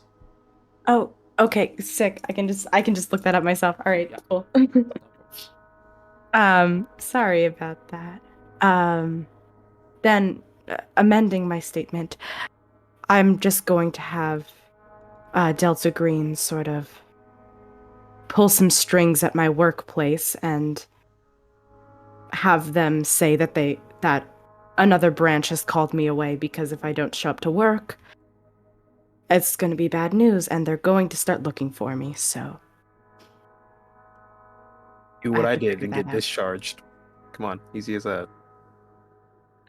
Yeah, I have a family to feed, so... Oh, that's right. Well, that was a pleasant conversation. Do the two of you want to basically just go in with a warrant and scrub the place down, or are we talking Well, people tend to clam up around authorities. I think we might be getting some information, some better first-hand information, if we do a little bit of espionage on the inside first. Okay. In any case, I'd still like to make a call to Agent Exeter for a second. Right, so I mean, yeah, go ahead. You're Yeah. going to pick up the satellite phone and Give him dial the a number, quick yeah. call. Okay. It rings twice. Or there's a click and a voice on the other end of the line. male sounds distracted, and there are bursts of static every now and again across the signal.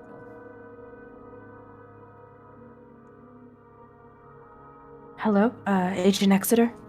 This is Eliza Bishop. Request? I'd like you to pull some strings at my place of work and maybe make a fake case up here for me to be away for some time. It seems like we're going to be here for a while. It is done. And then there's a click, and the voice hangs up. Oh.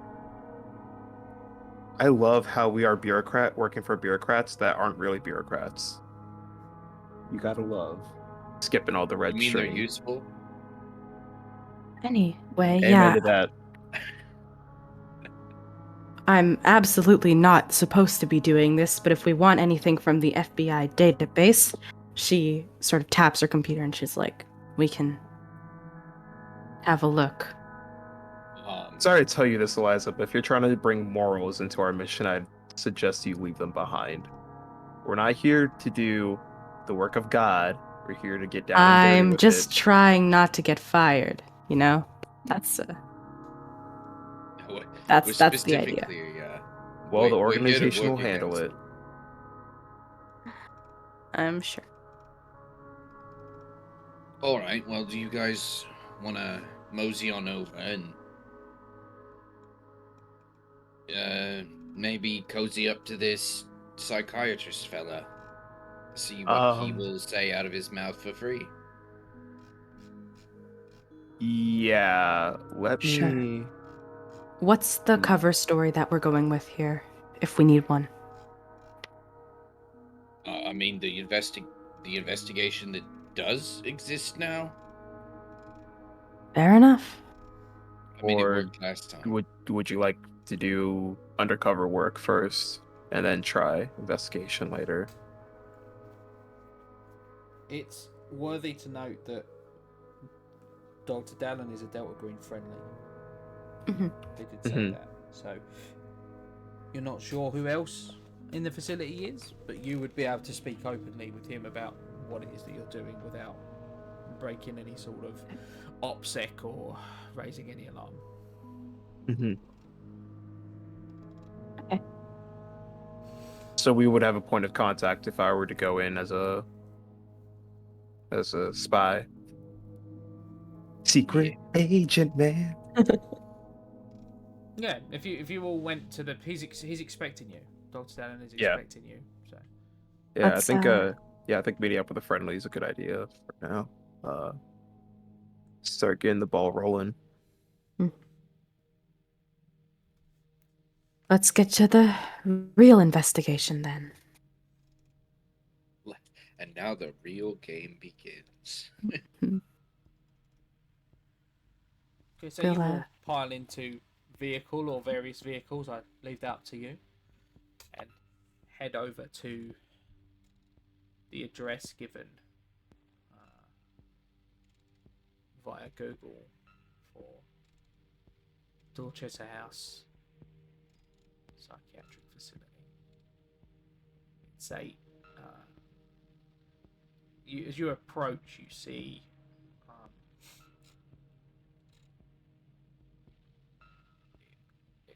it's quite it's a huge building.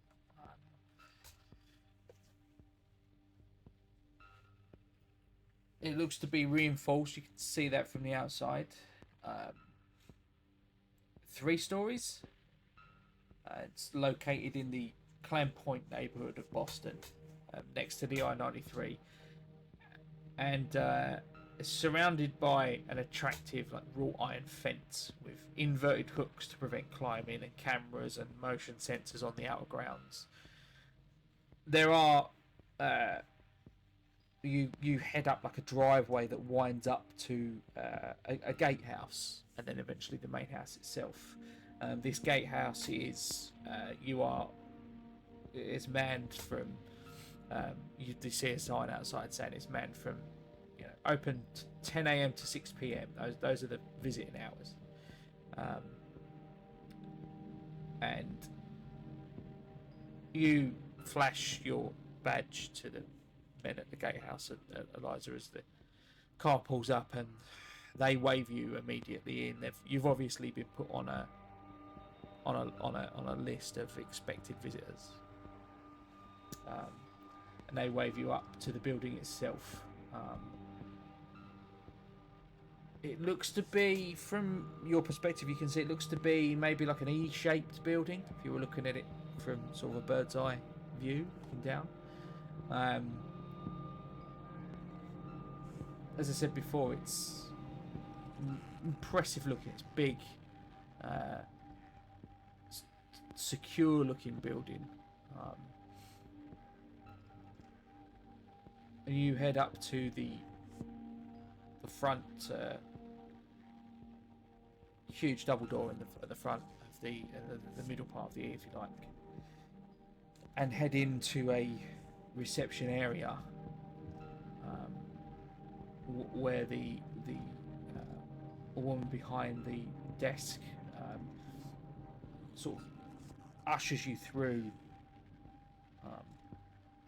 and you're escorted to the office of one Richard F. Dallin, who is sitting behind like this big oak desk, polished oak, and the wall is like just festooned with all manner of you imagine like diplomas and qualifications, and this is a man that's definitely an expert in his field, and he's leaning back in his chair looking at a file that he then just like throws on the desk as you come in. Good afternoon, Dr. Dallin. Yes, good afternoon. You would be here on behalf of the group? That's correct. We're just information gathering at this point. Information is what I am here for, so you wish to proceed? What is it that you need to know? Do you have the medical records for the missing patients? Yes. Just a moment. He turns around and he's going through like filing a cabinet behind him. And as he's going through, he just situation is pretty great. I am glad you are here. Thank you. And it kind of gesticulates a lot with one hand as the other one's like flicking through manila envelope after manila envelope. And it gives you the patient files. It's about 11 minutes past 8 in the evening. All these patients were in the 3rd floor and they vanished. They were locked in their room and sedated and under bed restraint.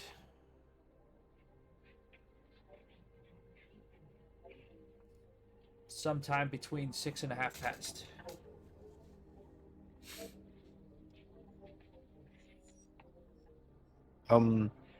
Just a question, doctor. Did any of these patients have any relations at all, with one another, by any chance? Any prior history or any? Other Maybe than they being... are- Yes. No. And you look over the files and you can see each file contains like a basic report, Eliza. They don't mention, the files do not mention Delta Green, and they appear to contain little of interest. Sorry, just for quick summary purposes, were they afflicted with anything common? Or, like, common between each of the patients? So, did they all have PTSD? Did they all have something else? The files will tell you that, and it's just various, some with PTSD, some with grappling with like borderline, perhaps they're on the spectrum. So Just it's not various one. mundane. Mental illnesses and Yes. the Okay. likes. Correct. All right. Another question. Was this building renovated by any chance? Um, was this prior before like this became an institute? Was this anything else?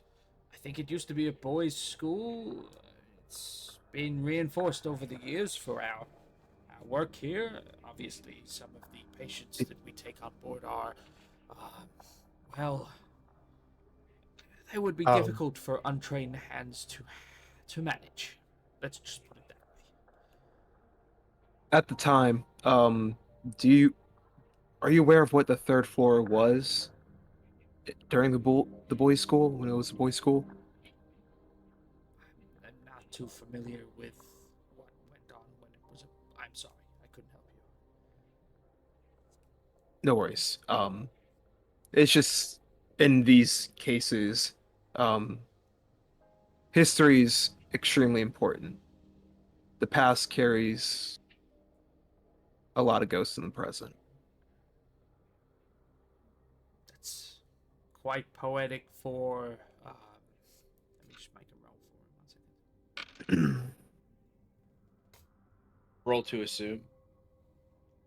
I'll roll a human check for him, see if he can get the measure of your NT darts.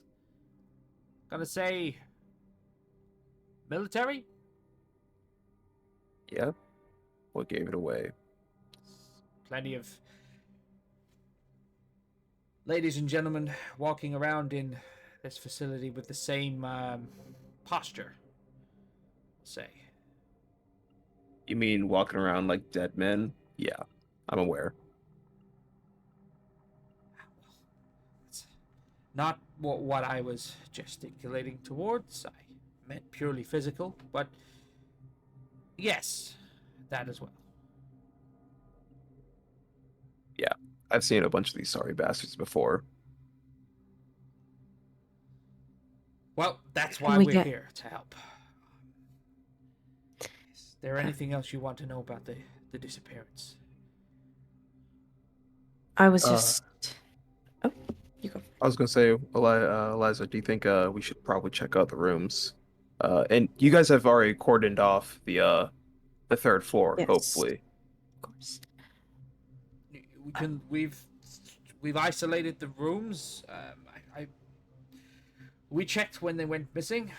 There were no sign of breach in doors or walls. The Are computer log recorded no door entries between when the patients were put to bed and when the door was opened to investigate their apparent disappearance. So, we checked the windows. They were also all secure. Feel free to, of course, look into this yourselves. Do you? Eliza, you had something to say? any of the employees who, or actually, the employee who discovered that they were missing and who I'm assuming saw the wall message, are they coping all right? Can we talk to them? By all means, I actually have that in hand for you. My head nurse here, and he nurse, and he calls in woman. Introduces. You see a badge, name badge on. It says Samagina. And then in smaller writing underneath, just head nurse.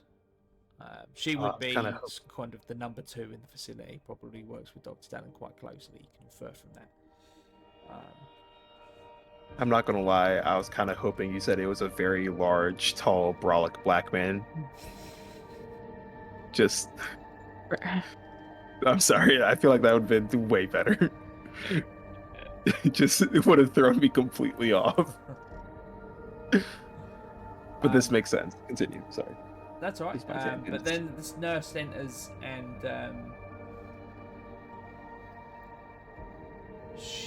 she offers to. I mean, where do you want to go? And the nurse will take you there. Desmond and Eliza, do you mind checking out the rooms while I stay here with the doctor and ask a couple more questions? Yeah, sounds good. No worries at all. Just let us know if you need anything. Yeah, I just had some few questions about the case. Oh, please, any questions my nurse can ask for you. She knows as much as I do. I am sorry, I have my rounds to get to today. But, I can talk to you again after hours, if you wish.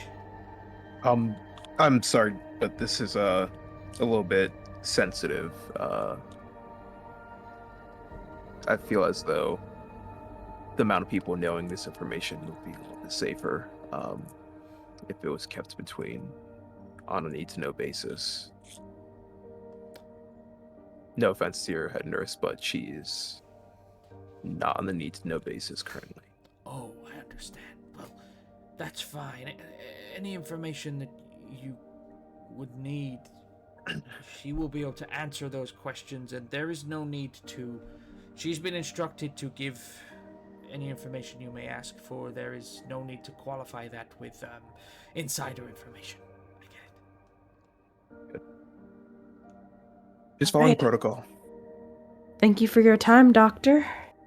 Thank you, and please do take a tour of the facility. And I hope if you have anything else, I understand you have my card, and I can speak to you this evening after 5:30 when the rounds are done. Thank you. And Thank you, Doctor. he sort of gets back to like shuffling papers around, and the head nurse kind of begins to take you around.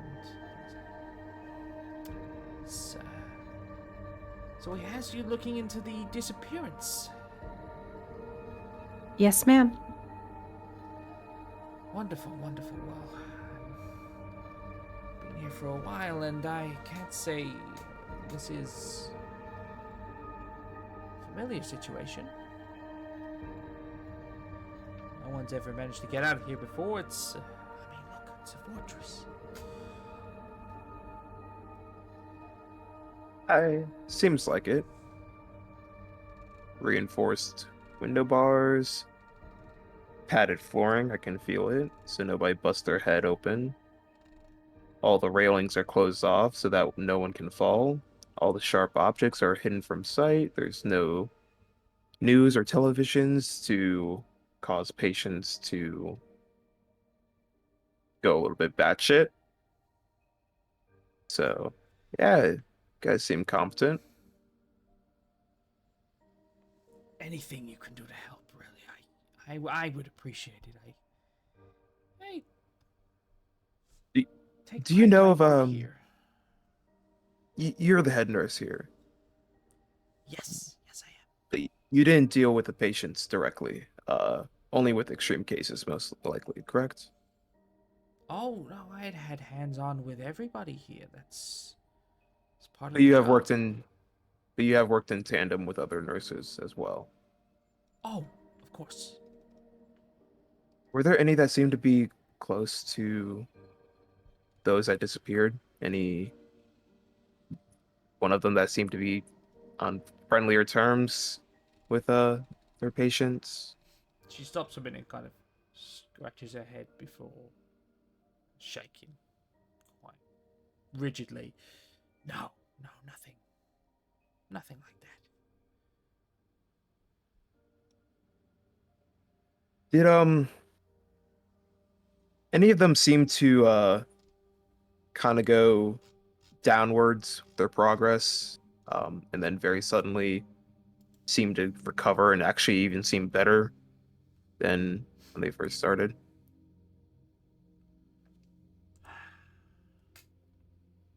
Not that I recall. No.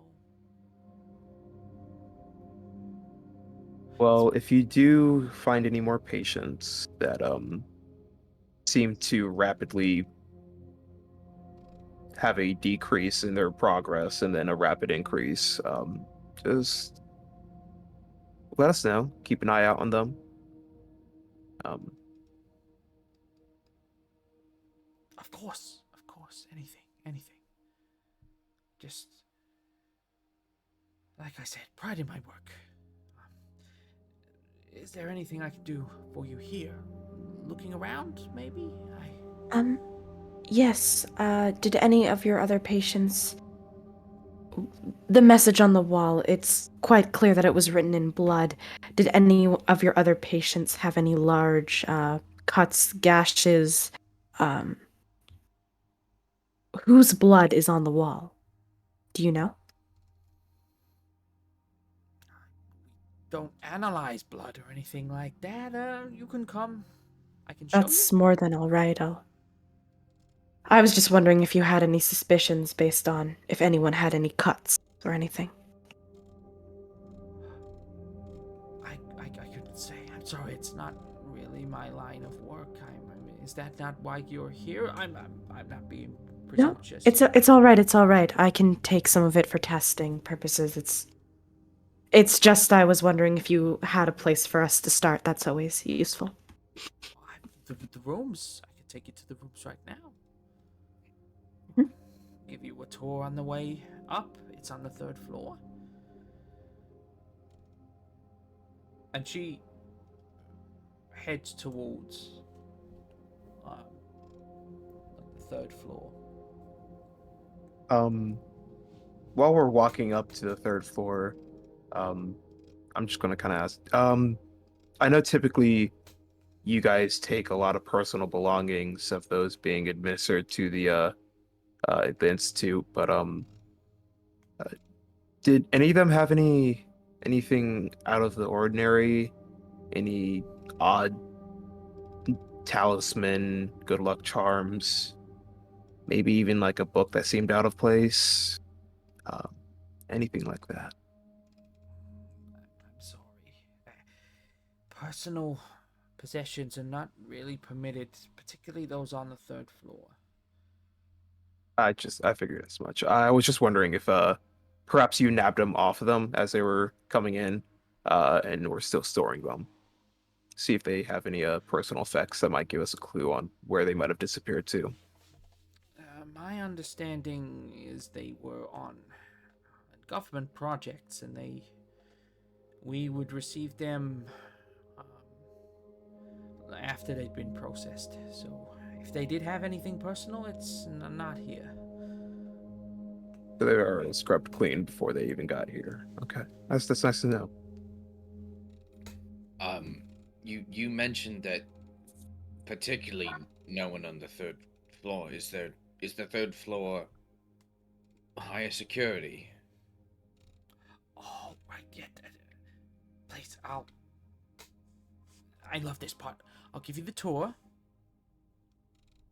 Okay. And yes, essentially yes. So we have 3 floors of differing levels of security, and essentially the ground floor is our low security.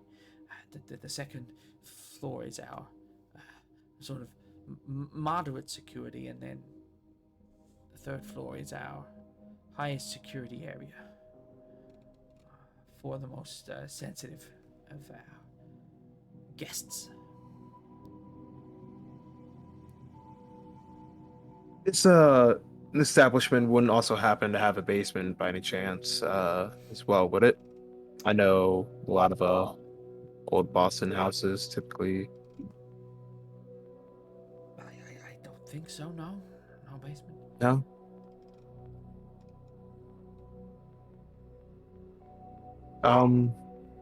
Well, oh, you know what? I was wondering if perhaps you might also have any schematics to the building or any historical records of the building itself. Um, It's really not my... I can tell you about the building now. I can tell you about the patients we have here.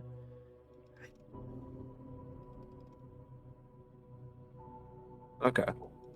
All right, well, just kind of turning up the stairs at this point then, I guess, just poking her with questions. And yeah, she leads you up to like the 3rd floor.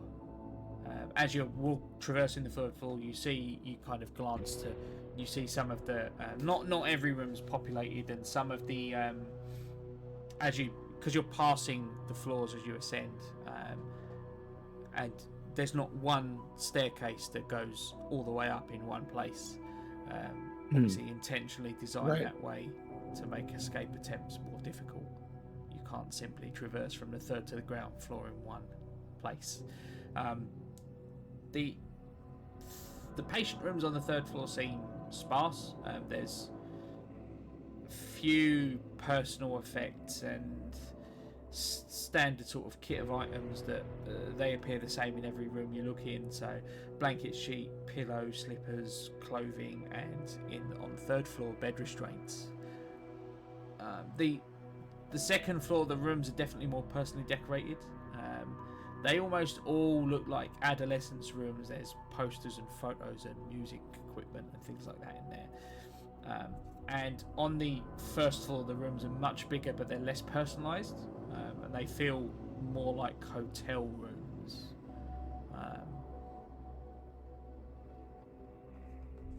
You head up towards the rooms of the missing patients in particular. These rooms are on the third floor. They are, other than what you've already seen there, mostly entirely sort of unremarkable. There's nothing of interest that you really find. The nurse, she states again that the patients were kept under restraint and sedation most of the time.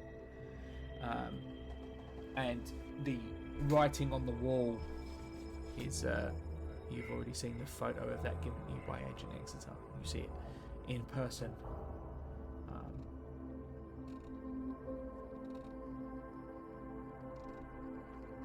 That's always disturbing to see.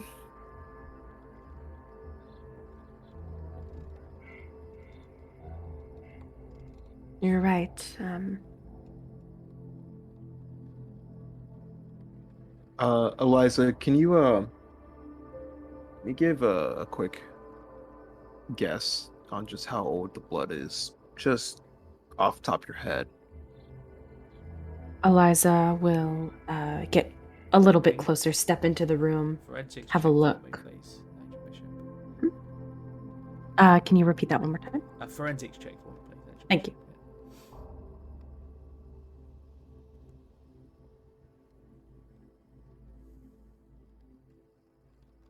Bishop. Ooh. That's a pass for me. That is a 25 on forensics.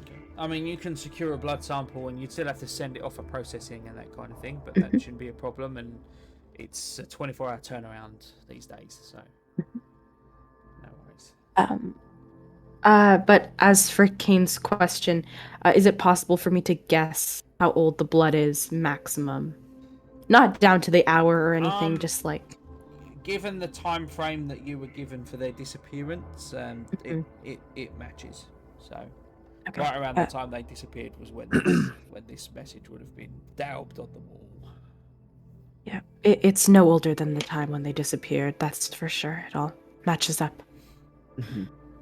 At least with my limited knowledge. Right.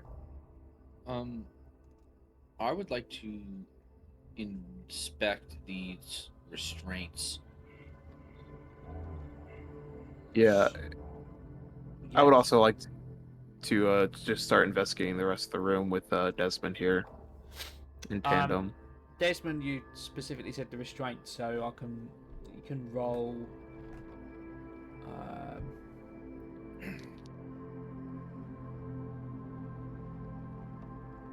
You roll alertness, I guess. That's fine. That's a pass.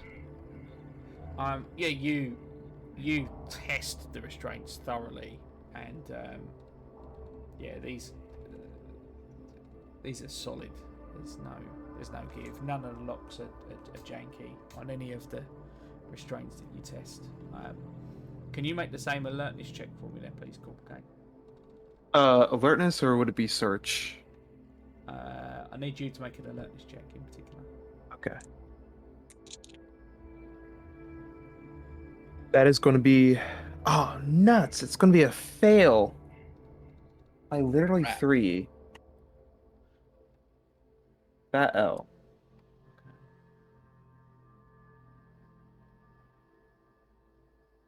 Not to worry, that's fine.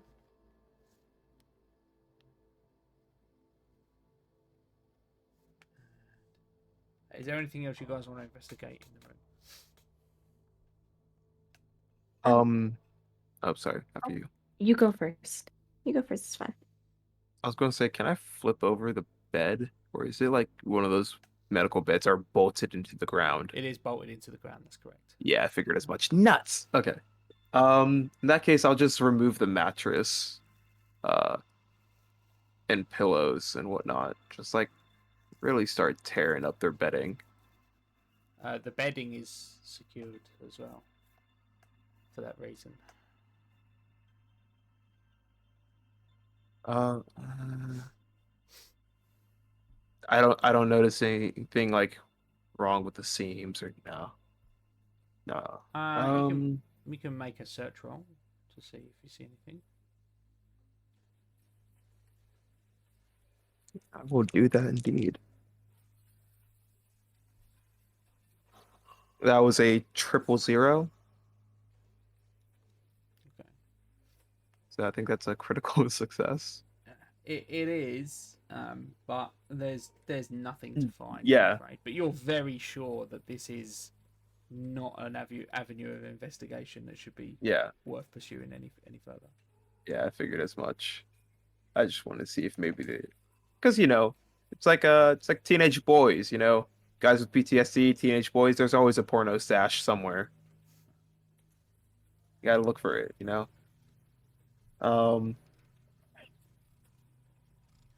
Is there the wall itself? Could you describe it to us? Is it just like wallpaper and then like where the messages scroll onto? It's kind of been like just No, it's these. This is the wall is like just tile, like white tile. it's just tile. Yeah. Okay.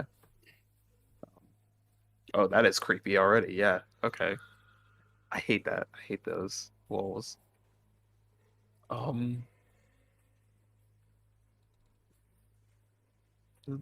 You said that this room was slightly reminiscent of a hotel room, right, Mark? No, those are the rooms on the first floor. We're on the third. Oh, floor. okay. Okay. All right. So this is just like it's like empty with the bed then. Yeah. it's a Okay. tiled bathroom with a bed. There are you opposite because all of these rooms are next to each other and they're all empty. The patient rooms. There are other patients occupying the rooms opposite. Okay. You do notice that. Eliza will look to the others. Do you think we'll be able to get any sort of answers from them? Maybe they saw something. Head nurse, are the rest of the patients on this floor, are they all also ex-military as well, or is it just a variation of patients? There are various individuals on this floor. I suppose it would be okay if you wanted to speak to any of them. They may have seen something. Just this is the maximum security ring, so be careful. Eliza, Desmond, do you guys have any weapons on you at this time? Unless they got taken away, then.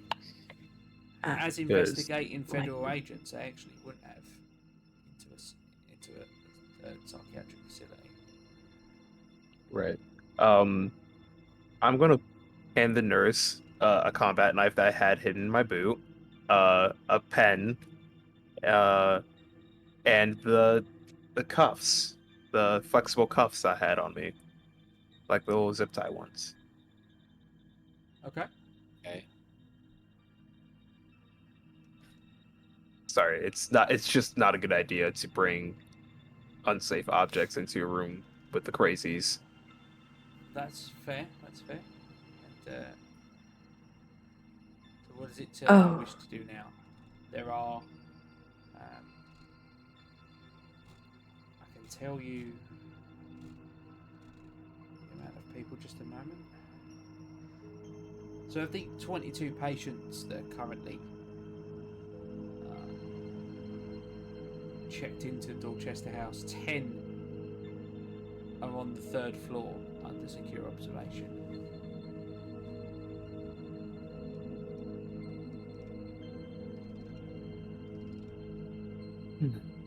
I would suggest that we start our investigation with the people right across the hall and then spread outwards if they don't know anything. That was also my first plan too. So you're like taking a different patient each? I think sticking together would probably be the safest Okay. Right. action. Then we can cover all of the bases because we're all going to likely think of different questions. So, You approach the room directly opposite, and the nurse opens the porthole on the door. It's quite wide, so you can see. That you're not peering through a porthole as much as it's like an entire window that's been braced, and you can tell at a glance, Corporal Kane, that this is bulletproof glass. It's reinforced glass, and you see a gentleman in there. He is roughly. He appears to be maybe early 30s. Short, dark hair. Corporal Kane, you recognise a military buzz cut when you see one. And the head nurse sort of interjects, very briefly gestures towards the door. His name is Timothy Bale. He did 2 tours in Iraq. I believe it's PTSD. I don't have his papers on me, but I believe it's PTSD. Do you know what rank he was while he was active? Oh, let me just.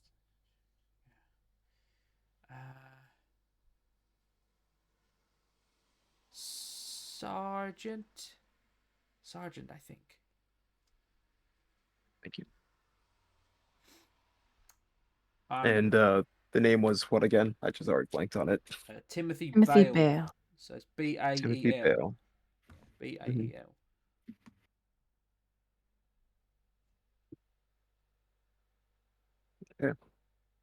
Yeah. Eliza, after you, ma'am.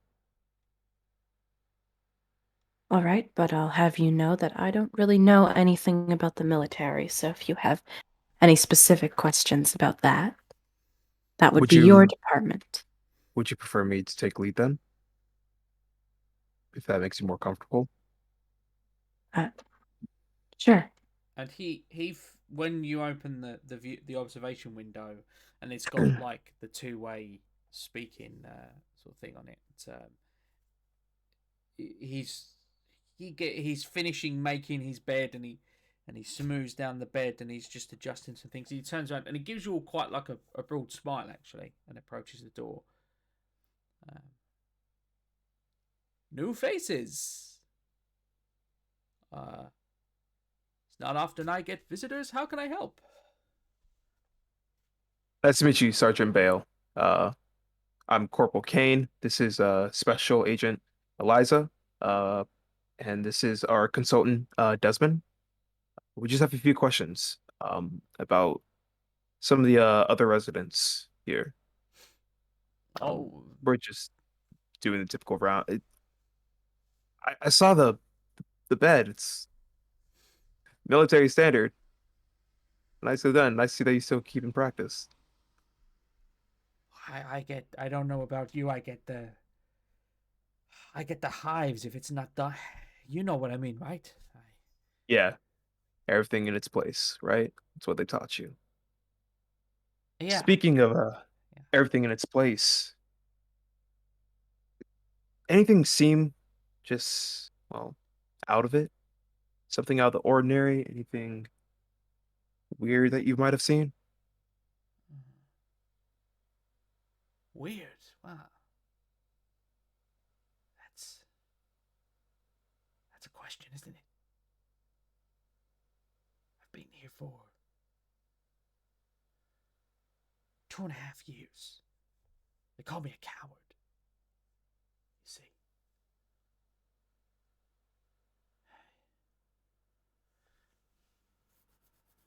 It was an ID.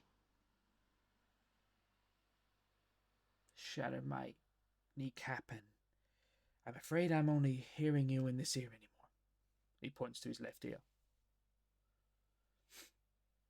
I I'll make sure to went. speak to that one then. I went home. Didn't have the best time, and well, had some friends tell me to look for help. Here I am. Those are good friends. They care about you, so you can call yourself a coward, but I know what you've been through. I know what you've seen. You're not a coward. Do you still have trouble with loud noises? I have trouble with loud noises. I have trouble with cars rolling by. I have trouble with birds tweeting in their. Yes, I get it. It's the shame. I guess it's rough. Yeah, but it's always comforting to know that you're not alone in it. And I mean, hey, look at me. Blown up 2 or 3 times. Luckily, I made it out on the other side of it, but sadly, I had to drag pieces of the others out. So, I'm. just let's get back to the task at hand. Right. Sorry to be so curt. No, no, I Just we understand. just Weirdness. yeah, I. There are patterns.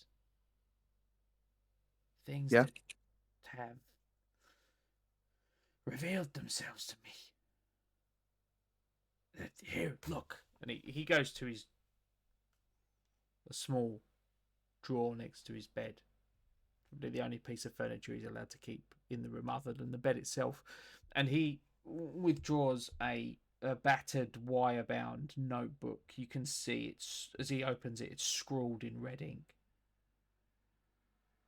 And there are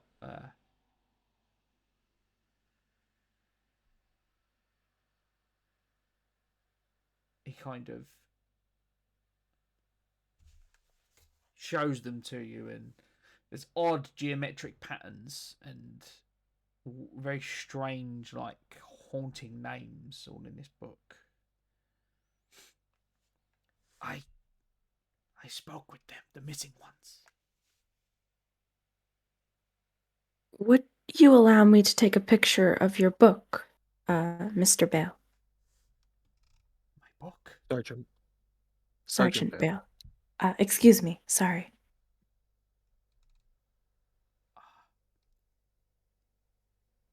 Mm, don't know about that one. One moment. And he kind of his back goes like ramrod straight as he starts looking through the book, and he's like flipping through random pages like back and forth.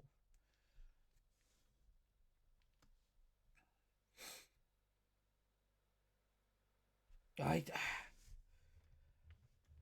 It only really talks. I can tell you what it tells me. The book only really talks to me. Would be extremely helpful to us. Those ones. And he points to the empty cells. They're gone because they don't exist yet. Right now. They'll be back soon. They'll be back soon. They don't exist yet. Hmm. Let me see. Flicking through the notebook. Do you know a Stephen P. Curson?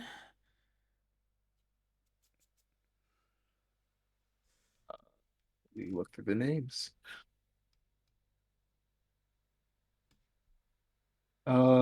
No, we don't know Stephen Peterson. I actually, well, we have some friends among the missing, uh, that are in a very similar situation as you, as you surely know. Um, they could certainly use your help right now, though. Any answers that you have for us? I mean, it'd be great help. Um, perhaps a T how? Eh, it's not in the book. Yet. They don't exist yet. You don't exist yet. Um, head nurse, do you know about the Steven fellow that he's referring to? She just kind of shakes her head and shrugs, like, I don't know, he's crazy. Like, what? Um, oh, you seem to be pretty familiar with Steve. Who is he? Enlighten us, just so that we can understand. I don't know. He's just a name in the book. And he folds the book up now and puts it back in the drawer. Honestly, I wish I could be of more help. That's Mm, it's all right, man. It's enough that you talk to us. okay. But if you if you hear the book say any more names, perhaps and I just give him a quick rundown of the list of names of the missing agents. If the book tells you about these names, could you let the head nurse know, to contact us? She'll have our information. I'll stop by and talk with you. Maybe we can have a cup of coffee and Sure. exchange war Once they stories. exist, then I'm sure I can let you know. Sure. It'd be great help. Um,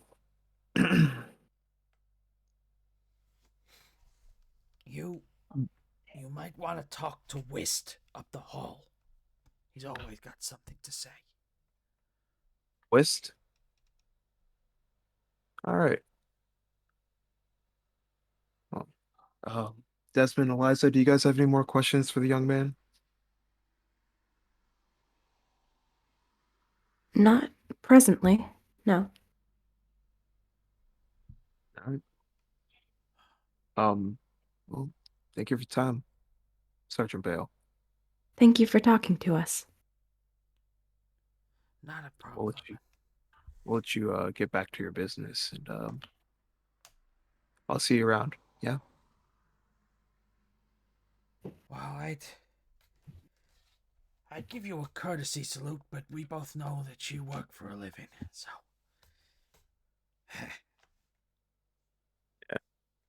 Yeah, I just kind of give like a very like guilty smile because like I'm not active duty anymore, so like giving a salute just kind of feels wrong.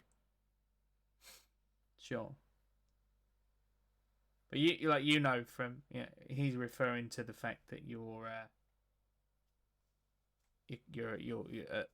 and his rank, your NCOs. So Yeah. yeah, you do the actual grunt work. Yeah. You don't salute. But no, that's fine. And he turns around and resumes the pristine keeping of his cell.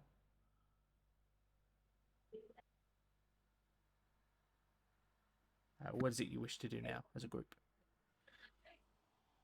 Real quick, I'm gonna lean into the two of them. That I mean, that meets all the descriptions of occult book that we are supposed to collect, so go ahead and jot that one down. Right. Right. Or it might just be the ramblings of a broken man who is currently seeing ghosts. So, You have Listen, described occult writing. I this know, right. This place is also, keeping the options open. you know, I'm on board with the yes, let's take the book. I'm just saying, if it doesn't, just be prepared for it to not show up with any leads. It might just be the ramblings of a crazy broken man. Um, so just keeping that out there. we'll come back for it later. I think better safe than sorry. Yeah, And, the sedation they're gonna have to put on that guy is going to be tough. Time to get the ketamine out, boys. Get the horse tranquilizers. Dare say, yeah. All right. I suppose it's on to whisk. Whis, yeah. There's, I'm assuming that's got to be a nickname of some sort. Oh no, he's referring to Ed Miller Whist at the end of the hall. Right. Okay. Yeah, do you mind taking us to his room? Sure, just to preface your little encounter here,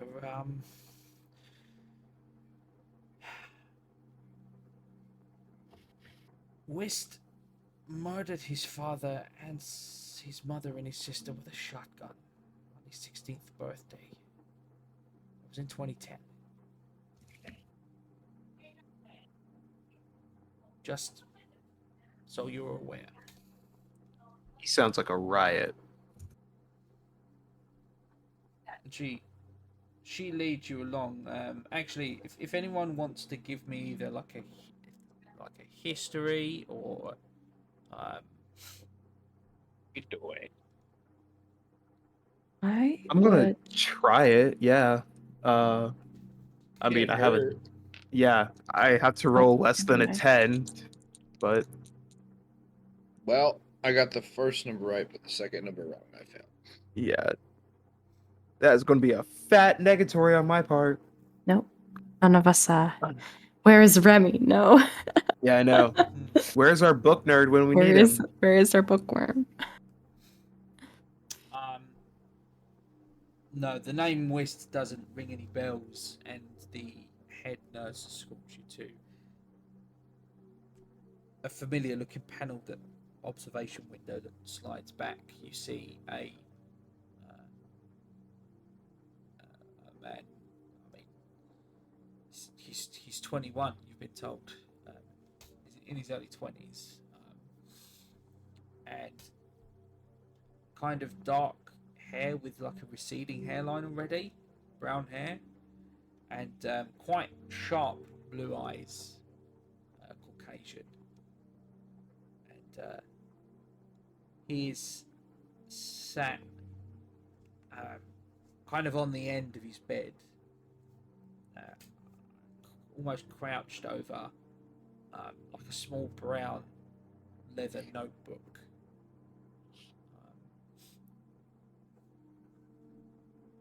And Oh, he has he kind of scribbles something in the book, and then you see him reach under his bed just as the observation window slides open. He like stashes what's quite clearly like a food carton, and he slides it under the bed, and you can still see it from the angle that you're at, and there's like chicken and waffles in there, and he turns up, looks at you all, kind of eyes wide for a second.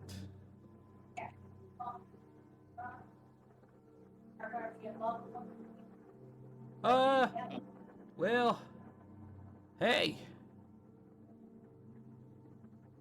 Afternoon, I Afternoon. guess. Afternoon. How you doing, Mr. Wist?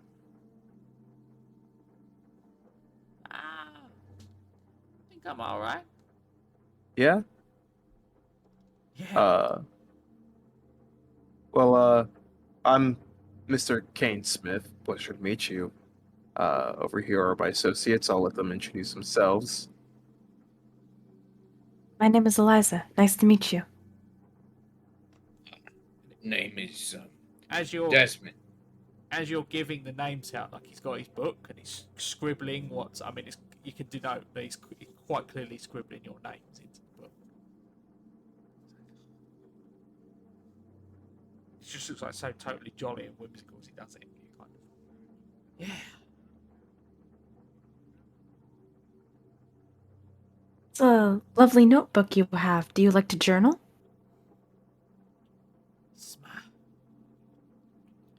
This here's my reputation book. Yeah. Mhm. Reputation book. Um.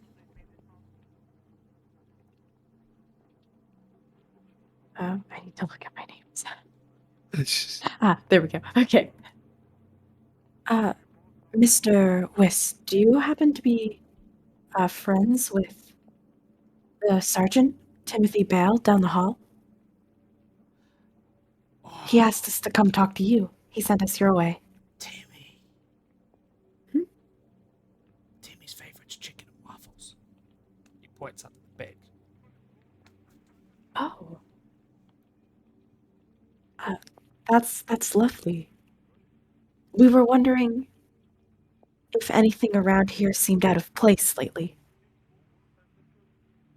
You're talking about the guys at the hall. Mm-hmm. Vanished like a camera trick.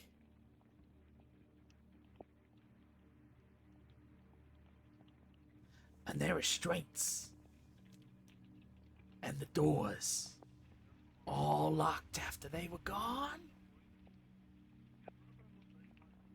Makes for That's a like great some- ghost story. Yeah, it's like some Chris Angel shit. Did they have good reputations to you? How were their reputations? Oh, yeah. I'm a bit of a gossip, I'm sorry. So am I. Tell you what. Mm-hmm. You tell me what you do for a living. I can tell you a secret. All right. Well, I'm a researcher for the Federal Bureau of Investigation. Oh, Yeah. See, I made gossip my full-time job because I like it so much. well,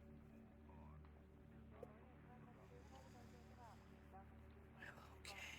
Let me see what I've got here.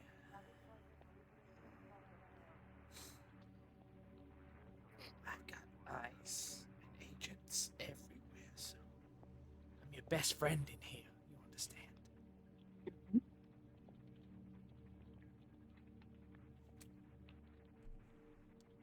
But even this is confounding me.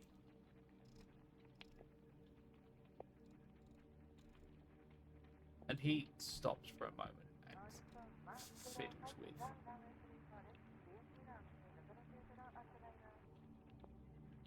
fiddles with the book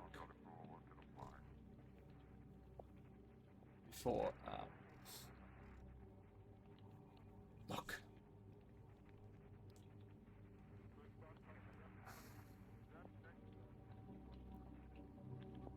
I like you in particular. You two by association.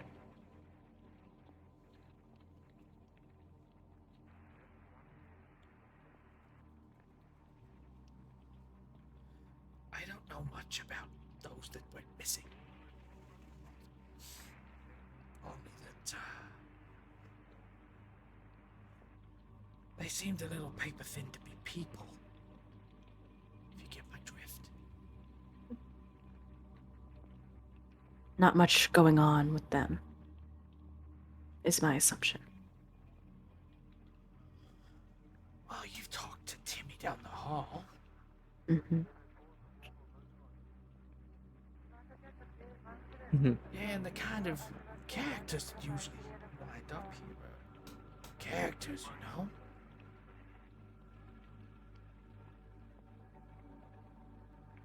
They seemed too normal.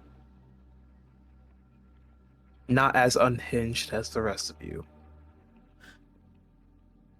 Oh, no, definitely. But it was like they were extras in a play. Just fading into the background, right? Almost. There to as add if color to a scene. They aren't there when you don't look at them. Tell me, Mr. Every time. Wist, do you know about the land called Ethel? I'm gonna write that one down.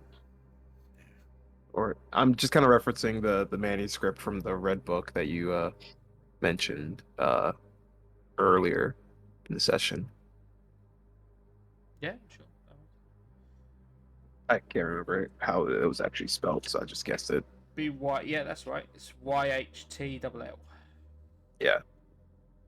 What the fuck?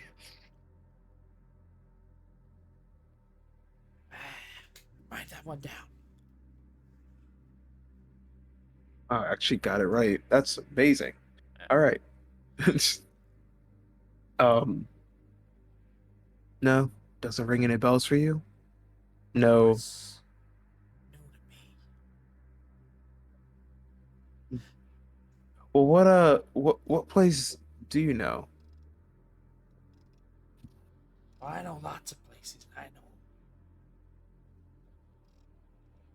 almost nowhere at the same time.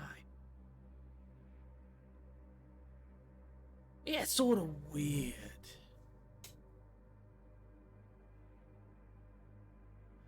They say I've done some awfulness. And, well, I can't say as I remember much before here.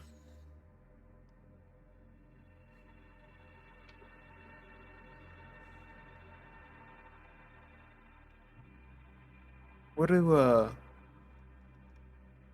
This is probably a horrible idea, teasing the crazy person. But what did they say that you did though, Mr. West? They said I hurt people.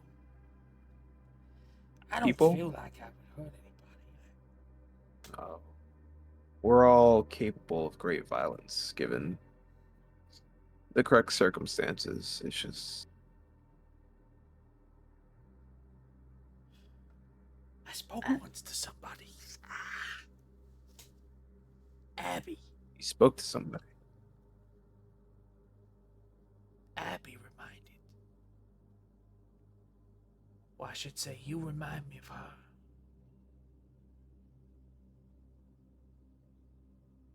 Young, pretty thing.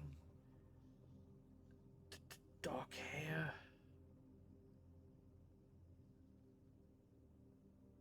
These big eyes. She loved.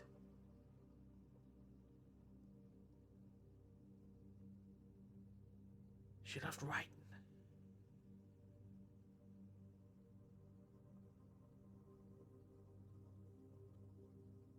Mr. West, He let's stay describes on her a topic. little more.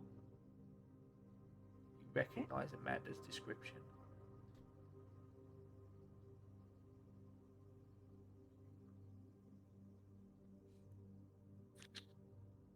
Oh, Kane's trying not to lose his shit.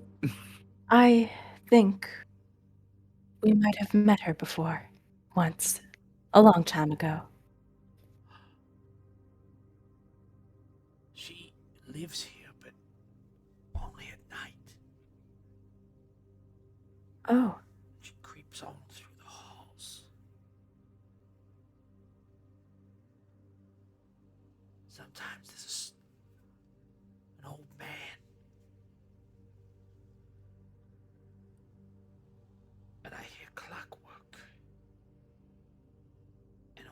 else?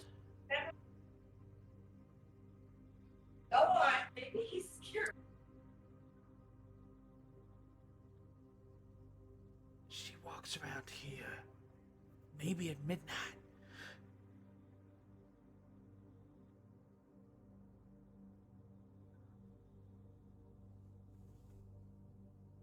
Do you think she would like it if we came around to meet her? We used to be old friends, I think.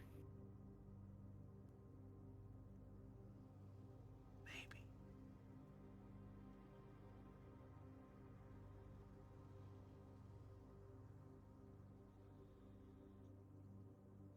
I don't have her written in my book.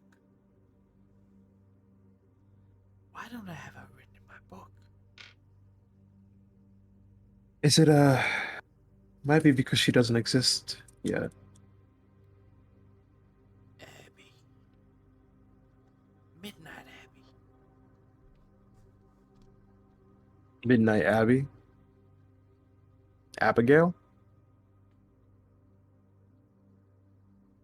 Yeah. Abby. Abigail the writer. Yeah.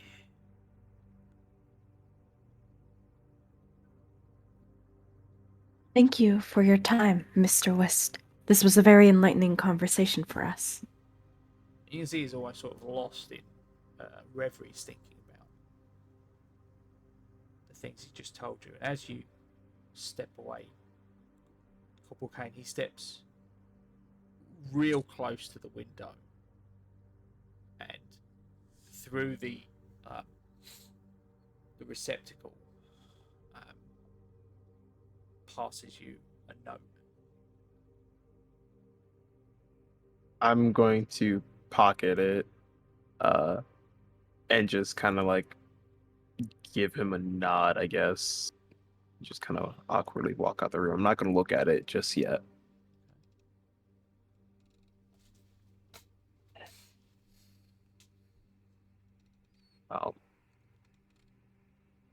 Oh, looks like we found an old friend again.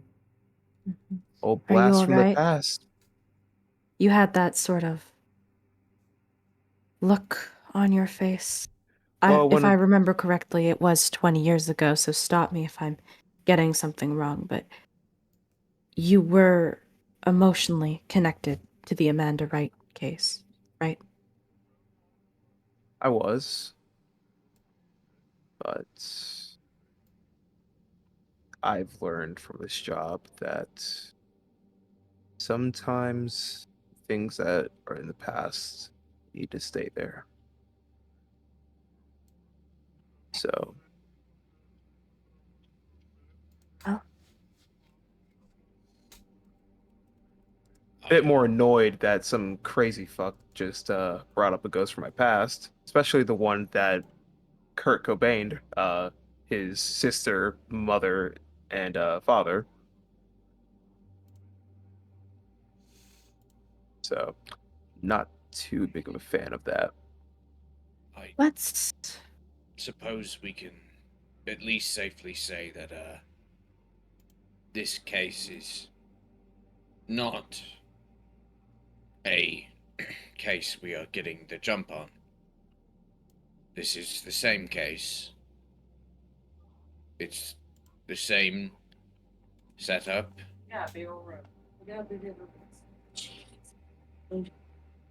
I think it's pretty obvious we shouldn't go on the roof.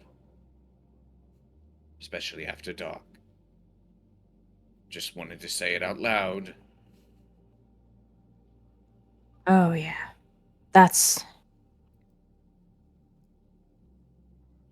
not for us to deal with. That's not our objective here. No.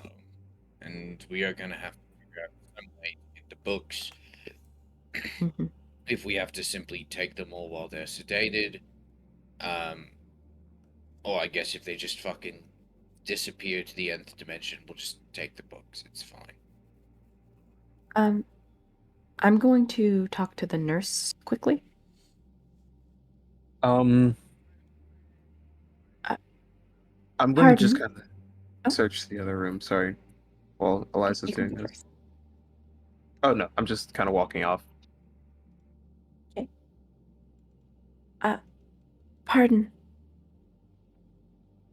Oh, howdy. I've been seeing quite a few of your patients with a brown notebook. Is that standard issue, or did they all have that themselves? Oh, we give them all. They have that for if they need to scribble anything down. Helps the Right. psychiatric staff understand. Right, right. Of course, I understand it's an aid to you, but it would also be integral to us if perhaps we could have closer looks at them.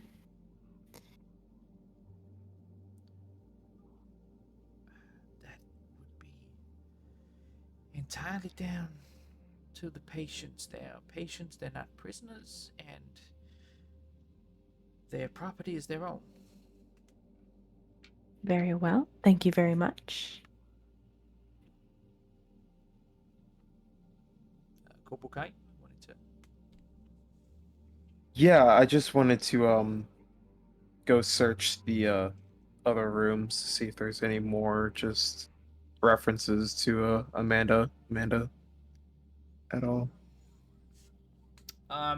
There isn't any more in the rooms other than the message that's scrawled in one of them that you're already aware of. Desmond? Mm, well, Eliza pointed out that they give out the brown notebooks to everybody. Um, Yeah. Desmond, I've just talked to the nurse. The notebooks are standard issue, so if they really are what we think they are, we have at least 22 to confiscate. Yeah, that's fine with me. If we declare this police business and start seizing these on the presumption that they may contain uh, threats of terrorism or something like that, I imagine it'll be remarkably easy for us to get the Mhm. paperwork to have them hand them over to us. Mhm. And if we can't, Kane's really good at breaking into things. I don't know. He's had 20 years of practice. Maybe he's a master now. you guys think I just commit crimes on a regular basis? You were committing at least 3 crimes within the 10 seconds where I laid eyes on you. I was also 23. Like, No, I've grown out of it somewhat. I mean yesterday. Oh. Shit, caught me there. So you can do that then. Yeah, it's just typically the rooms have one key each, and that is it. So trying to get said key to get into said rooms is going to be very difficult. In fact, they probably don't even at this. They probably use electronic key cards at this point, because since patients aren't allowed to have any other items on them, anything that has a magnetic strip or otherwise is going to be immediately confiscated. So, uh, they've probably switched over to magnetic locks. So, having to do that, we're going to have to get a key card to get into the rooms to steal their items. Unless you guys want to just ask the nurse for them. I already asked politely, so we're going to need more paperwork if we want to ask with any more. You know. Why don't we just go talk to her boss? I feel like that would be a better Yeah, option. the friendly will probably get us the Mhm. books. Yes. It is And his business. it might be take a little more time, but we won't have to fight a crazy person that is unsedated at the moment. So, and I also don't have to commit another crime. Like emotionally and mentally, I don't think I can take the burden of committing more crimes and getting away with them. It's really starting to affect my moral compass, like severely. I don't even know what's legal or illegal at this point anymore. Didn't you tell me to leave my morals at the door this morning, Kane?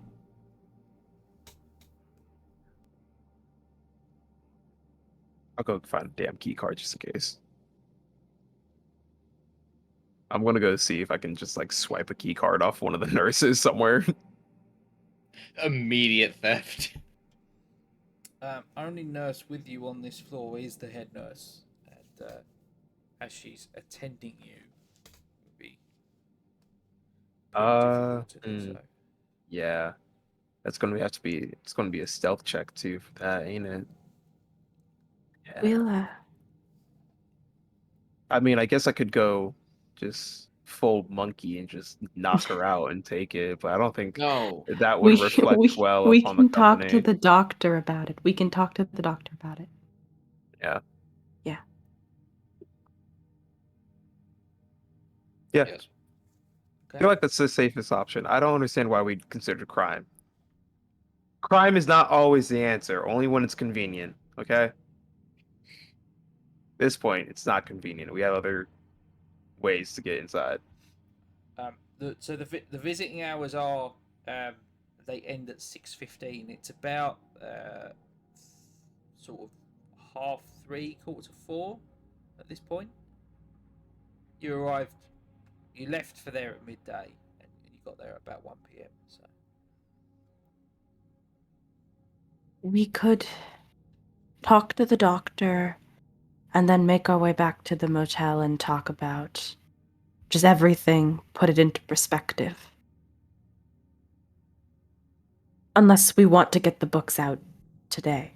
No, I don't think that's really gonna happen.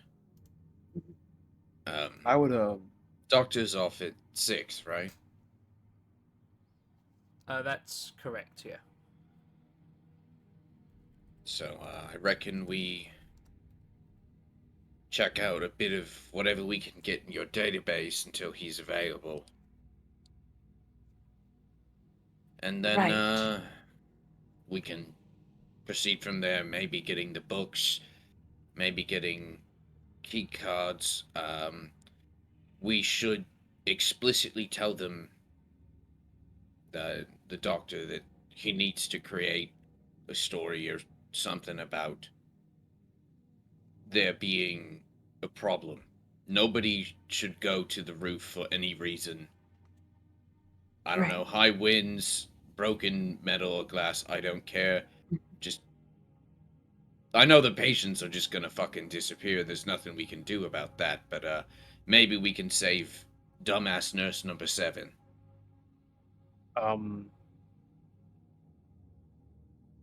They also mentioned that Abigail appears around midnight. We haven't questioned the nurse on that. I mean, surely during their rounds, Hazard to guess. This isn't something the nurse sees.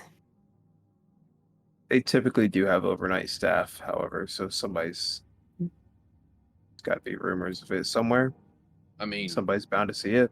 we can for sure check the camera systems. I didn't see if there was cameras in the patients' rooms, or I'm sure they would have just looked at the footage to see what happened.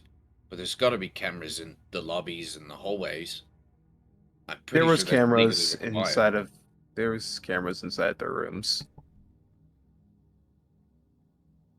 I guess we're gonna look at the footage and you talk to him later then. Yeah. We can But- request the footage, most likely, when we talk to him. The head But like nurse they will- said, the head nurse will step in at that point. She's listening to your conversation, and she says, "You can take you to get that now if you wish." that would be extremely helpful. Thank you.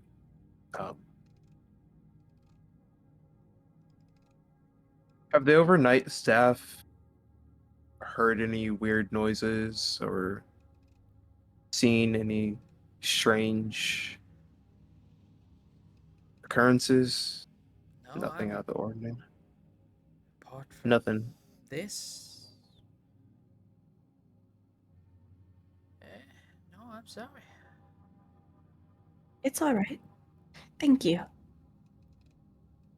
And none of them typically access the roof around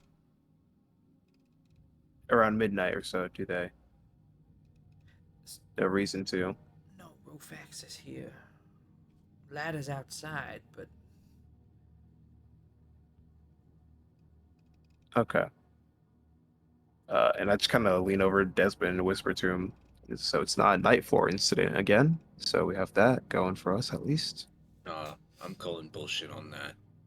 Ain't no way that shit's going on at night. People are disappearing on the 3rd floor, and we're seeing literal written references to what happened before, and this is not related. No shot in hell. I just mean that the night floor isn't connected to here physically. I don't think that that's true either. In terms of, well, I'm not seeing an exit door to the roof anywhere. I mean, yeah. It doesn't have to always be a real door.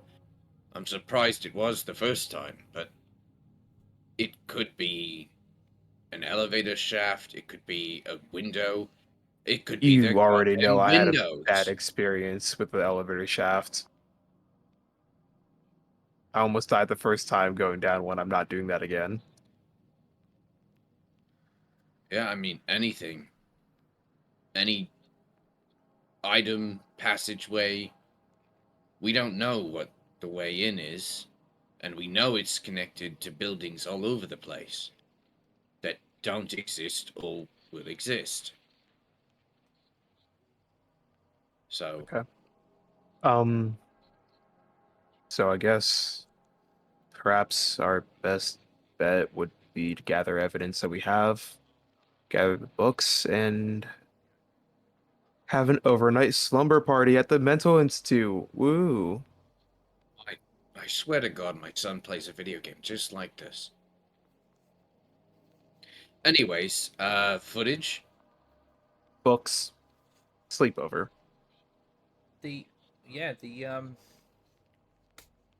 the nurse takes you to the center wing.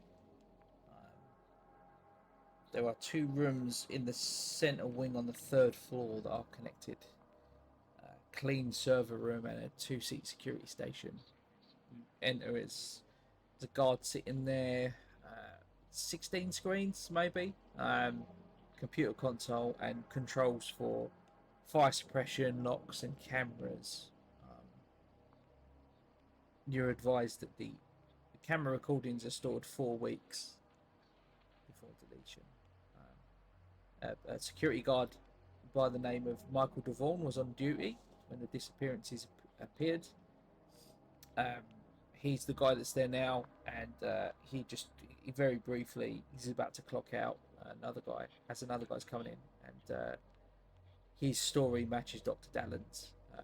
Eliza's human is high enough that you don't even have to roll to know that he's not hiding anything. It matches Dr. Dallen's. Eliza gives them like a subtle nod, like this guy is telling the truth. You do have unfettered access to the security terminal. I mean, every room, 5 minutes before to 5 minutes after, right? Because we got like 3 hours to kill. Yeah. Okay. You can make any of you can make a computer science roll. Oh, Jesus. Anybody I have anything? don't have that skill. I don't have that skill either. Eliza, please come in Nope. clutch. Oh my god! None of us are computer science people. We're all a bunch of boomers!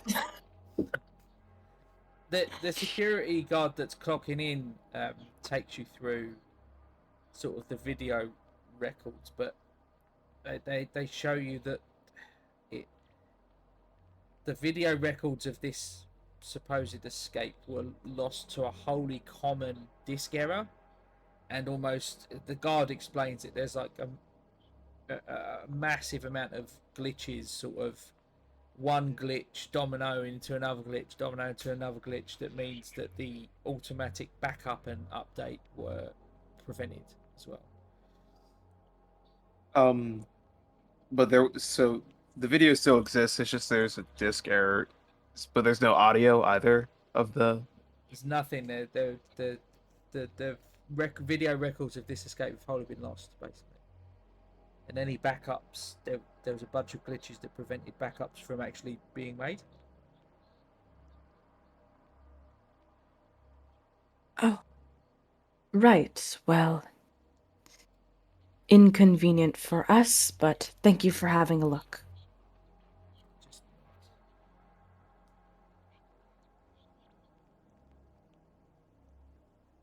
Well, damn. Okay. Well. Um. So the video records came up. Zip. We're still waiting on the books. I mean, the only Uh, thing that I can think of is maybe trying to do some more research into the house past and see if maybe there's some hidden blueprints. Same I issue as the last time. Yeah, we could look I into would the vote. boys' home. Yes, I would vote another session of research into everything we've learned, and then I'll send the blood off to the lab and have a look through the FBI databases for anything that could be helpful for us. And Bale and Whis were the only two notable characters on the floor that seemed interested and willing to talk to. yeah, they were the only two patients that were out and about, like the head nurse mentions. There are 10 patients on that floor, but the other 8 were either undergoing treatment or sedated at the time that you were there. Okay. All right. Well, guess we'll just have to first thing tomorrow, I guess, start up the rounds again. Just go through it Okay. till we get something. So as you leave the facility, you're walking down the drive. Corporal Kane, you get like that sixth sense sort of tingle between your shoulder blades, almost in the back of your head. Can you make an alertness check for me, please? I absolutely can. Come on, alertness, baby. Let's get it. That is going to be a 42. I hit it perfectly. Yeah. You turn Hey. and you look up at one of the barred windows, and you can see Whist is standing there, looking out the window, and he gestures to you. Oh yeah, the note in my pocket. I totally blanked on it. I'm gonna pull the note out and start reading it. We'll now put that in the handouts. If you'd like Let's to read that go. out, Corporal Kane.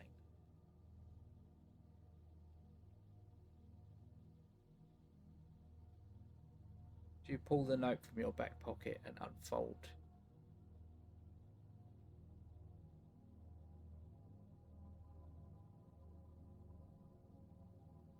How did you find me? I thought you had left. In any case, they are still here at night. And that is where we will end our session for this week. Ah!